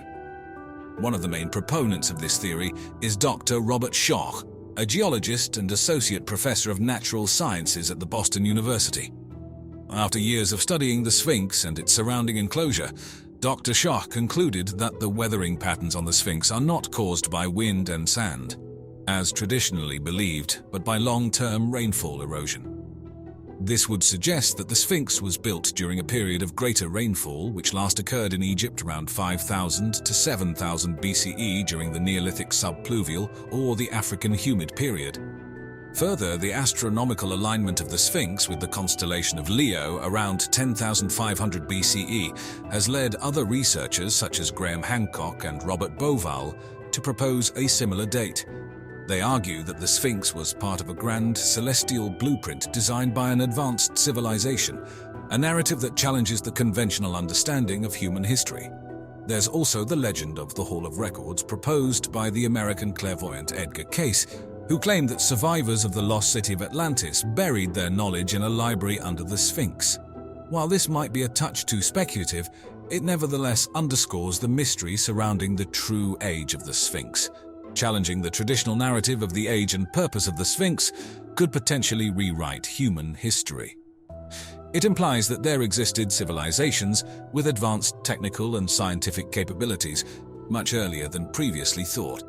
Yet it's a topic often avoided in mainstream academia, which can be resistant to radically new ideas that unsettle established narratives. The mystery of the Sphinx serves as a stark reminder of how much of our past might still be hidden, waiting for us to piece together the puzzle of human history.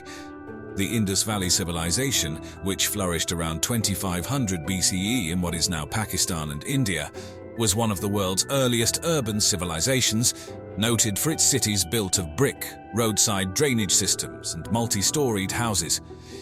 The people of the Indus Valley showed advanced city planning and engaged in efficient agricultural practices. But around 1700 BCE, this advanced civilization started to decline, and by 1300 BCE, it had vanished completely. Its script remains undeciphered, leaving us with little understanding of its social structures and ways of life.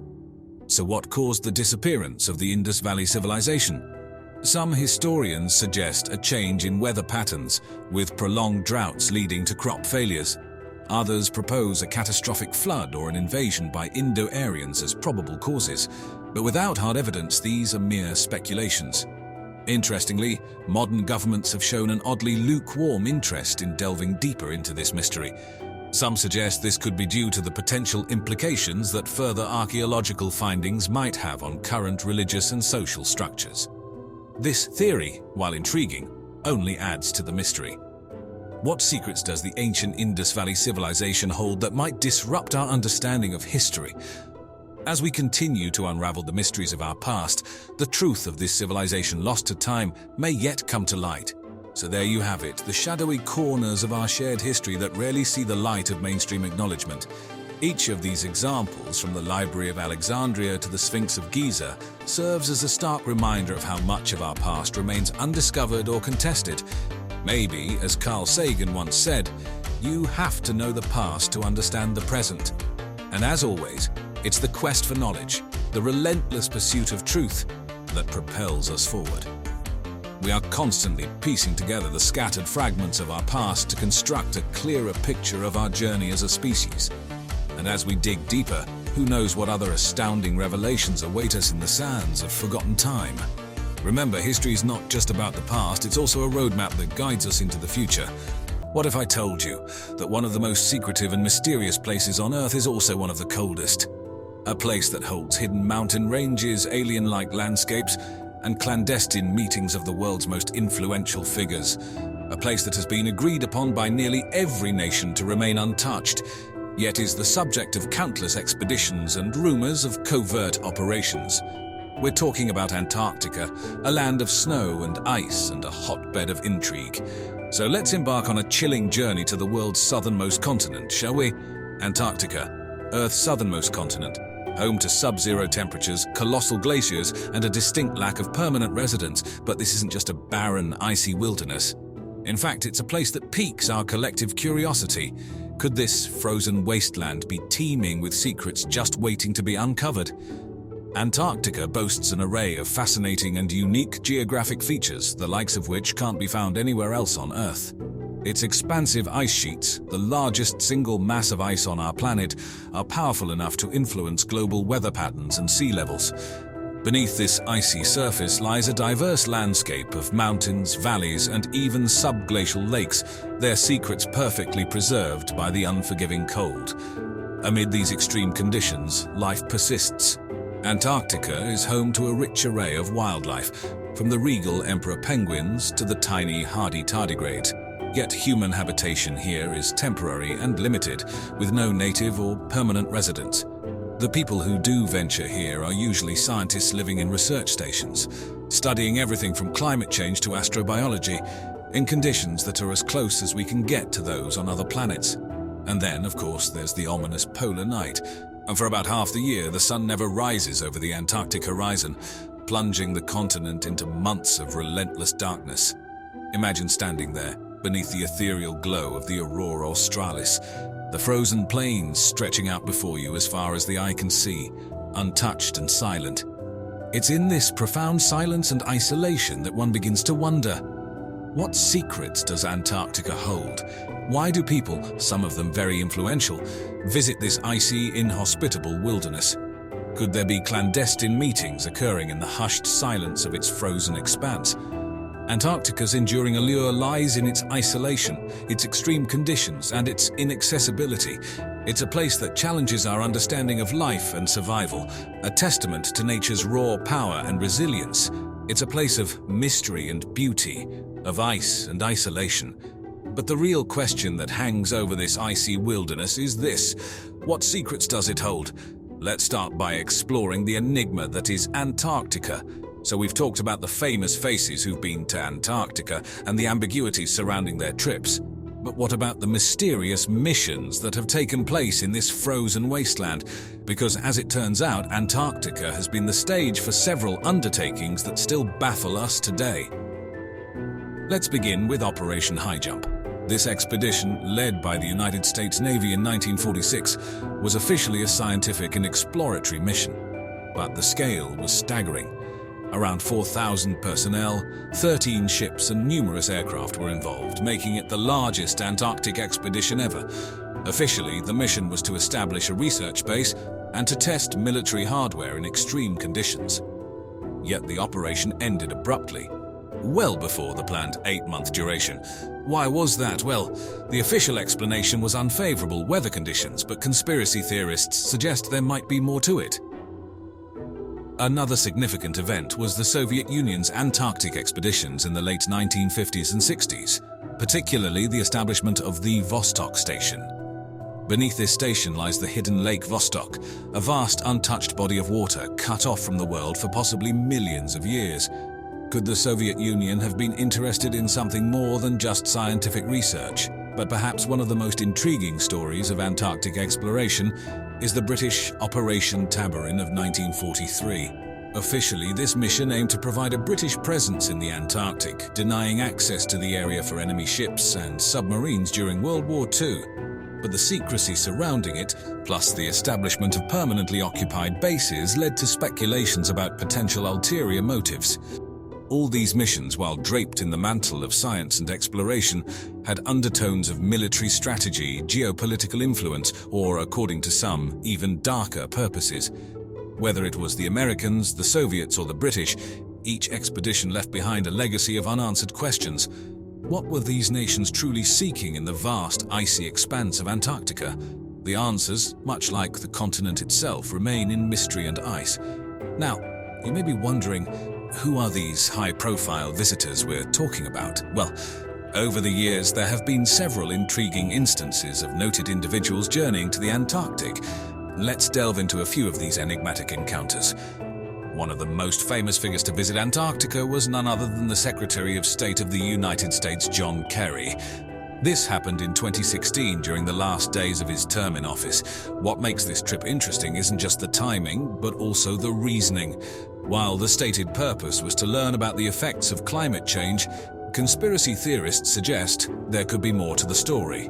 Then we have the case of the revered Apollo astronaut Buzz Aldrin, who journeyed to the South Pole at the age of 86. The official reason? A tourist visit. But Aldrin's trip, given his NASA background, spurred theories about potential extraterrestrial interests in the region. Rounding up our list is Prince Harry of the United Kingdom, who trekked to the South Pole with wounded veterans in a charity event. But was this just a charity event, or was there something else to this royal visit? And let's not forget the Russian Orthodox Church's Patriarch Kirill, who also visited a Russian scientific base in Antarctica. His motive? To bless the continent, or was there a hidden reason? All these visits by people from different nations and fields, each with their own stated reasons, seem to suggest that there might be more happening on this icy, deserted continent than meets the eye. Given the constraints and difficulties of getting to Antarctica, one has to ask, why would these people from various parts of the world take the time and effort to visit this inhospitable land? And why do these visits often seem in secrecy or ambiguity? Is it merely a coincidence that these powerful figures chose to venture to the Earth's southernmost point? Or could there be clandestine motivations hidden beneath the iceberg? We can only hypothesize and wonder as Antarctica continues to keep its secrets well guarded. The allure of Antarctica doesn't end with its geopolitical intrigue or its VIP guest list. The land itself holds secrets that baffle scientists and thrill seekers alike. For instance, beneath its icy surface, Antarctica hides the Gamburtsev Mountains, a mountain range as grand as the Alps, entirely buried under miles of ice. Discovered in 1958 by Soviet scientists, these ghost mountains remain a mystery, with scientists still unsure how they formed or why they haven't eroded away. But it's not just mountains that Antarctica keeps under wraps. Lake Vostok, which I mentioned earlier, is another of Antarctica's hidden marvels. It's one of the largest lakes on Earth by volume, and it's been sealed off from the world under kilometers of ice for 15 million years. Who knows what kind of life might have evolved in its dark, cold waters over such a vast span of time? Even stranger are the eerie phenomena that occur on the icy continent.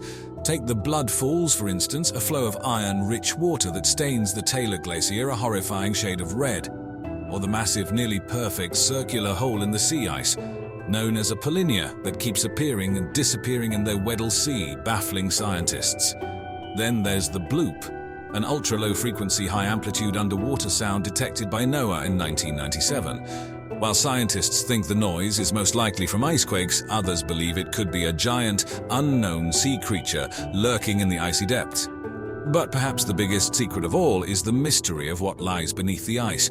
Scientists have found evidence of warm caves, heated by volcanic activity, that could potentially host life.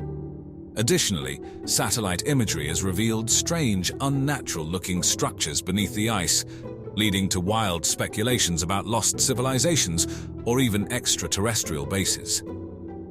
These elements, together with the political and historical mysteries we've discussed, make Antarctica a hotbed of intrigue. Despite its frigid temperatures, what secrets does this icy fortress still hold? Only time, exploration, and science can tell. Let's begin with the question, what is the only continent on Earth without a native human population? If you guessed Antarctica, you'd be correct. This naturally leads to the question, who owns Antarctica? Interestingly, nobody does. In fact, the continent is governed by a pioneering piece of legislation, known as the Antarctic Treaty. The Antarctic Treaty, signed in 1959, is an unprecedented international agreement that has been in place for over half a century. This groundbreaking pact, ratified by 54 parties as of now, suspends national claims to territory in Antarctica, making the continent a shared scientific preserve. But what's even more fascinating is that it prohibits military activity, mineral mining, nuclear testing, and nuclear waste disposal. Imagine the foresight it took to keep one of Earth's last frontiers free from exploitation and conflict. Antarctica, in essence, represents a remarkable experiment in international cooperation and peace. It's an attempt to maintain the pristine condition of the continent and its ecosystems for future generations. The treaty also encourages freedom of scientific investigation and cooperation between nations. And this cooperation has led to some monumental discoveries in fields like geology, glaciology, and climatology. Not to mention, it has provided us with invaluable insights into the history of our planet and the effects of climate change. Now, while all these regulations are in place, the treaty doesn't explicitly ban human presence or certain types of activity. It has specific provisions for inspection and observation by any party, at any time. However, the mystery deepens when we learn that while countries have the liberty to send scientific expeditions, many reports suggest that VIPs and important figures have visited the icy continent under hushed circumstances. So, why would these important personalities want to visit the coldest, windiest, driest, and arguably the harshest place on Earth? Is it the allure of the untamed wilderness? Or are there secret meetings taking place beneath the guise of scientific expeditions? The conjectures only add to the aura of mystery that surrounds Antarctica. The icy fortress of Antarctica, filled with political VIP visitors, daring missions, and natural wonders that defy comprehension. Whether it's secret meetings, ghost mountains, eerie sounds, or potential extraterrestrial bases, Antarctica continues to baffle, intrigue, and fascinate us. As the world advances, so does our curiosity and our ability to explore these remaining frontiers. Only time, exploration, and science will reveal the full scope of Antarctica's secrets. Until then, we'll keep asking questions and seeking answers. Have you ever pondered the fascinating journey that maps have made through history? How have they evolved from simple drawings on cave walls to the sophisticated digital maps we use today? But in the midst of this evolution, there exists a curious oddity: the Pinkerton map of 1818. This map presents a version of Antarctica that's strikingly different from the ice-covered wilderness we know. So let's navigate through the rich history of cartography and unravel the mystery of the Pinkerton map. Let's begin our journey with a look at the dawn of cartography, the study and practice of making maps. You see, our ancestors from as far back as the Upper Paleolithic era were the first to feel the urge to document their surroundings. The earliest examples of maps date back around 14,000 years as cave paintings. These cave paintings, found in various locations around the world, such as the Lascaux Caves in France or the Adora Caves in Italy, didn't depict vast landscapes or complex geographical elements. Instead, they focused on local areas, often depicting hunting grounds or animal migration patterns. Moving forward to around 2300 BC, we come across the ancient city of Nippur, located in modern-day Iraq. Here, a town plan engraved on a clay tablet stands as one of the oldest known maps, providing a more detailed and organized representation of human settlements. This was an epochal shift as it showed that humans had started understanding their spatial relation to the surroundings, a fundamental concept in map-making. Then came the maps of ancient Egypt, primarily used for tax collection purposes, which showed the course of the Nile and the locations of different estates. There were also the early cave drawings in China, including the ancient star maps etched onto the ceilings of the Dunhuang caves, indicating an understanding of celestial navigation. The Greeks, renowned for their mathematical prowess, revolutionized map-making. The works of Anaximander, Herodotus, and particularly Eratosthenes set the stage for the methodical science of map-making. These maps were limited in their geographical scope, mostly documenting the Mediterranean and Near East regions. However, these initial strides in cartography were more than just lines on clay, parchment, or stone. They were indicative of humanity's innate desire to understand, navigate, and make sense of the world around us. And this, my friends, was just the beginning. As we arrive at my favorite part now, we're going to delve into the Pinkerton World Map, a unique artifact from the 19th century cartographic world. Named after its creator, Scottish cartographer John Pinkerton, the map presents a view of the world that both embodied the understanding of its time and hinted at the mysteries still unsolved. Created in the early 1800s, the Pinkerton map offers a remarkably detailed depiction of the continents, particularly given the technology of the era. It reflects an era of burgeoning imperialism and exploration, with territories often drawn along colonial lines. The major continents of Europe, Asia, Africa, and the Americas are laid out with striking detail, but our focus here is particularly on the depiction of the less explored and most mysterious continent, Antarctica. Pinkerton's map is interesting because it leaves Antarctica largely a mystery, a stark contrast to the detailed portrayals of the other continents. Antarctica is partially depicted, suggesting the cartographer's awareness of a southern landmass, yet its true extent and shape remain ambiguous. This limited representation reflects the prevailing knowledge about Antarctica at the time. It was a place shrouded in mystery, with its icy interior largely unexplored.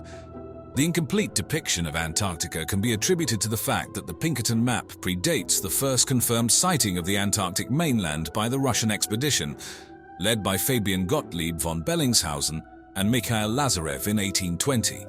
It's interesting to note that the map's portrayal of Antarctica is largely conjectural, pieced together from the accounts of whalers and explorers who had ventured into the frigid Southern Ocean and had reported sightings of icebergs and land. This incomplete depiction of the Antarctic continues to fuel various conspiracy theories and speculative fiction about lost civilizations and hidden treasures.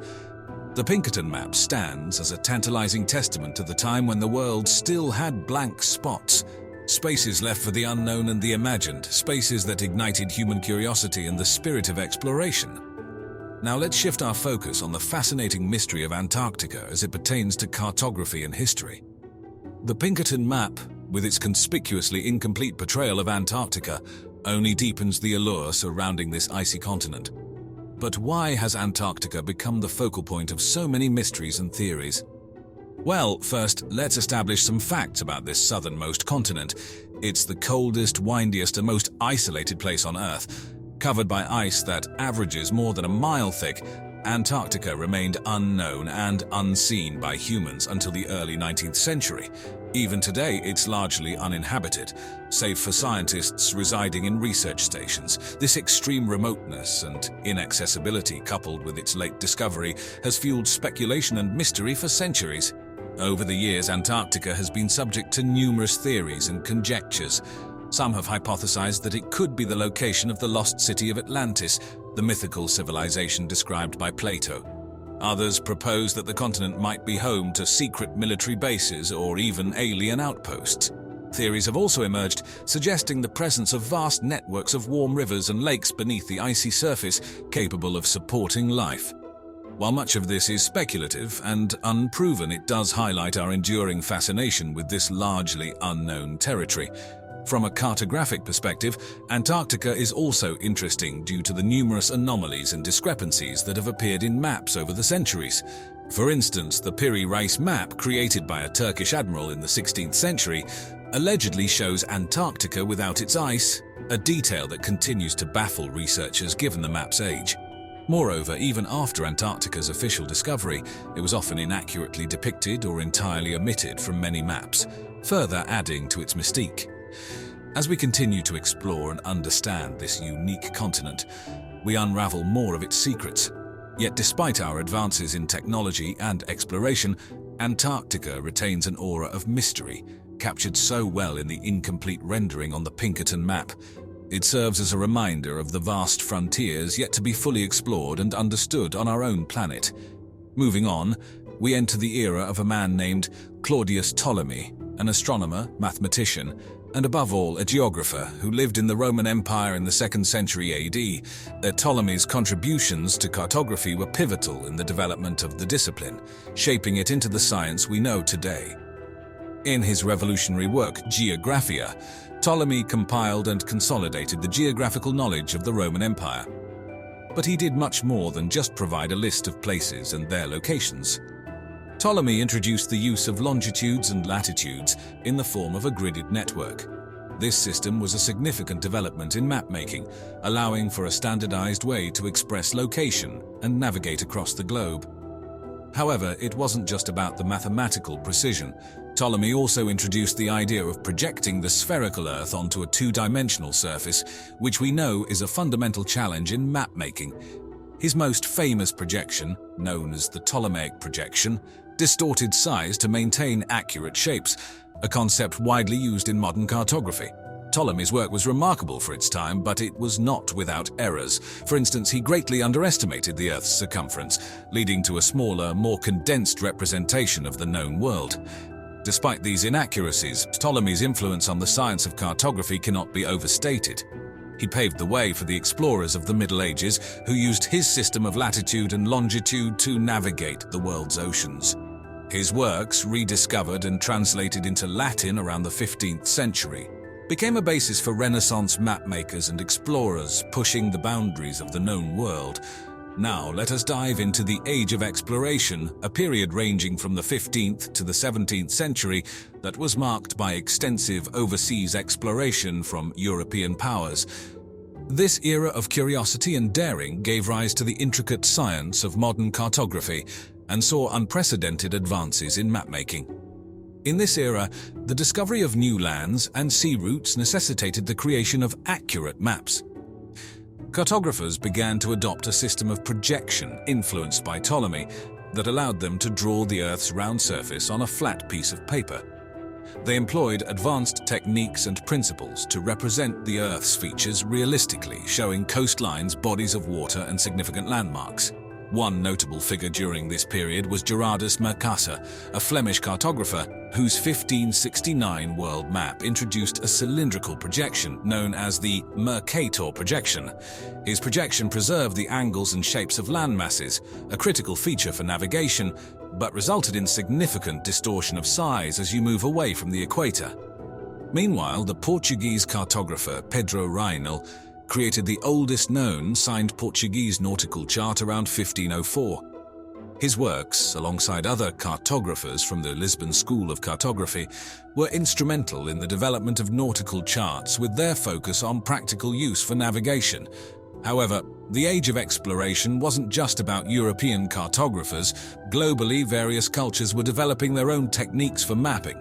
For instance, the indigenous people of the Marshall Islands in the Pacific Ocean used stick charts, which employed shells and sticks to represent waves and islands.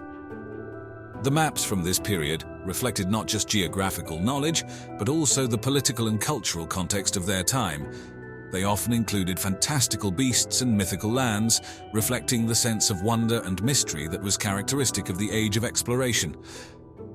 It was an age of intrigue, discovery, and the quest to conquer the unknown. Finally, at last, we arrive at our present day, the era of digital cartography and satellite imaging.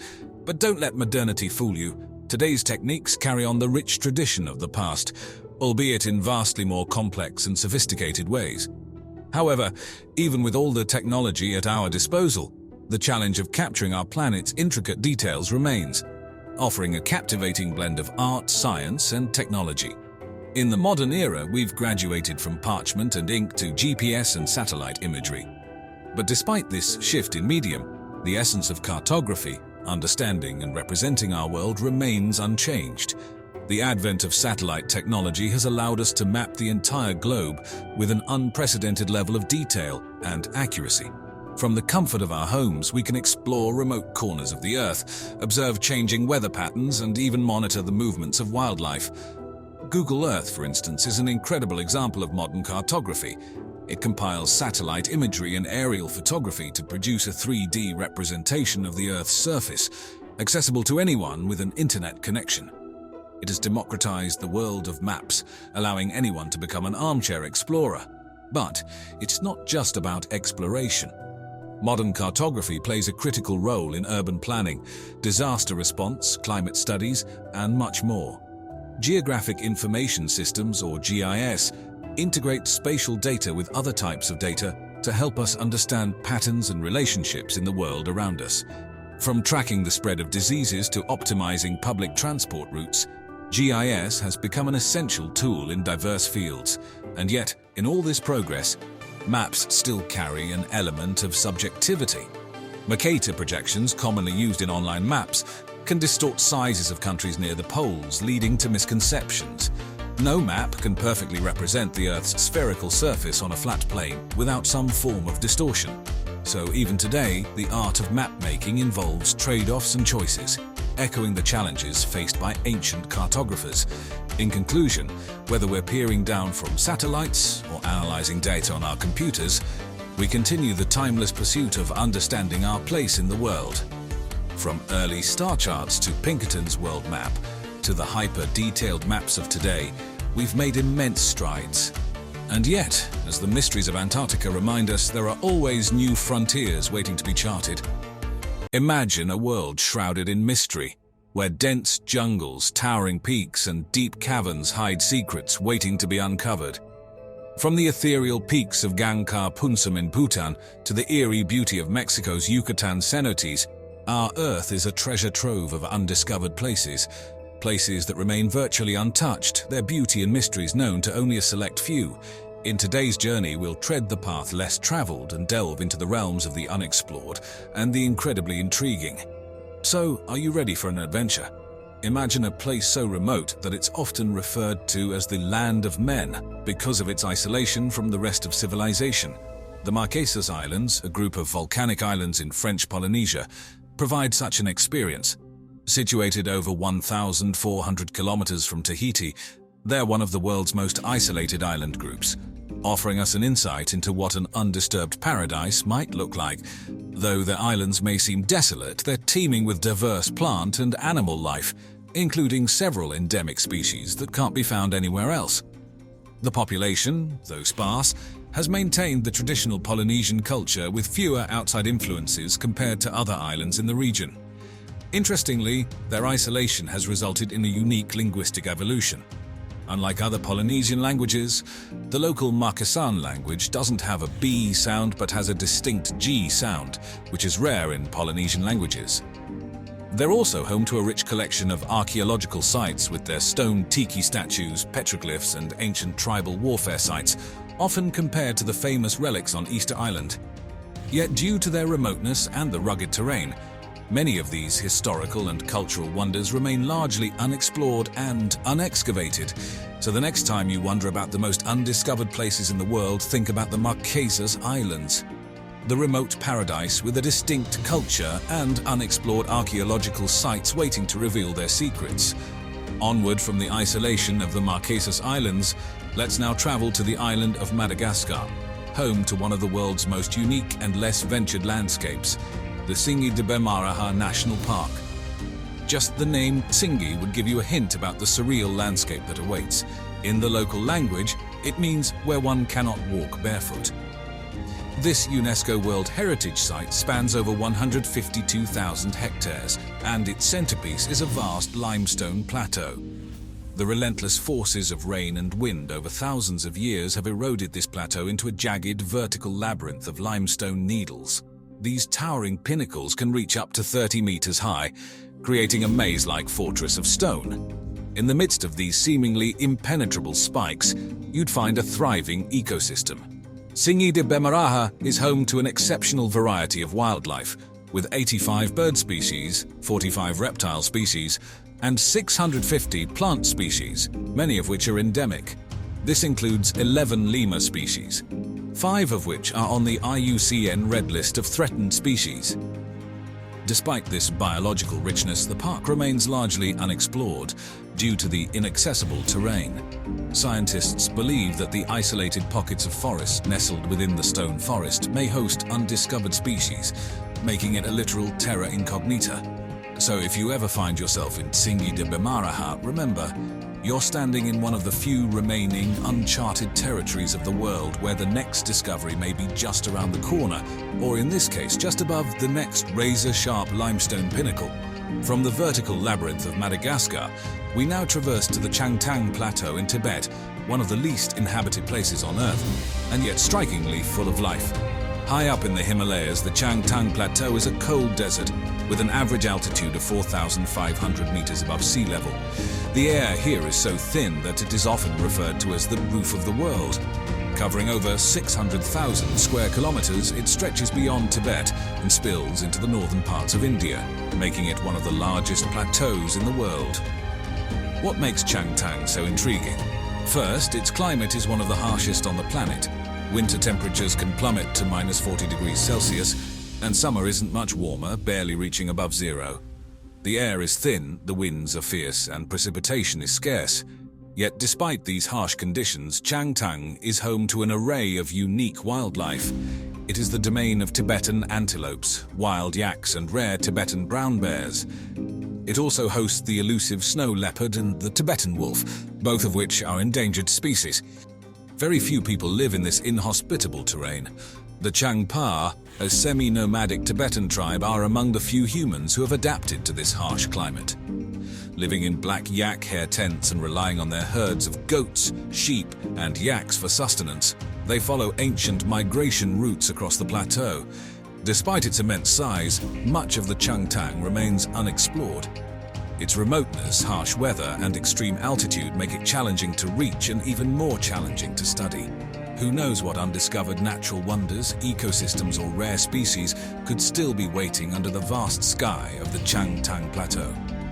Perhaps this vast roof of the world holds the secrets of a lost civilization, buried beneath its rocky terrain. Or maybe the unexplored corners of this inhospitable landscape could teach us new things about survival, adaptation, and the astounding resilience of life. From above, Changtang might appear as a barren, icy desert, but it's a living testament to the power of life in the face of adversity. All this uncharted territory on our very own planet. Isn't that a peculiar thought? Gangkar Punsum, nestled in the country of Bhutan, often known as the Land of the Thunder Dragon, truly adds a stroke of mystery to our palette of undiscovered places. In this land where gross national happiness is given priority over gross national product, Gangkar Punsum stands tall, unvanquished and unconquered. It's the highest unclimbed mountain in the world, peaking at an impressive 7,570 meters. And why is it unclimbed, you might ask? Is it due to its rugged and perilous slopes, or due to unfavorable weather conditions? Actually, it's out of respect for local spiritual beliefs. Bhutanese culture intertwines closely with their natural environment, and many mountains, including Gangkar Punsum, are believed to be the homes of protective deities. To climb these mountains is considered deeply disrespectful. Because of this, mountaineering has been banned in the country since 2003, and thus Gangkar Punsum remains untouched. Yet imagine the undiscovered biodiversity that this mystical peak might hold, or the geological secrets encased within its rocky facade. Gangkar Punsum is a beautiful testament to the harmony between cultural respect and the spirit of exploration, a balance we need to strike as we venture into the unknown. If ever there was a location deserving of the name Door to Hell, it would be the fiery pit found in the heart of Turkmenistan's Karakum Desert. This geologic phenomenon, known by locals as Darvaza or the Door, is a cavernous sinkhole that has been alight for more than 4 decades, with flames reaching as high as 15 meters. The visual is mesmerizing, a seemingly eternal fire in the midst of a barren desert, like a gateway to another much hotter realm. The origin of this flaming pit is as fascinating as it is bizarre. It all started in 1971 when Soviet geologists were drilling for natural gas reserves and punctured what turned out to be a large gas-filled cavern. The ground collapsed, creating the 70-meter-wide crater.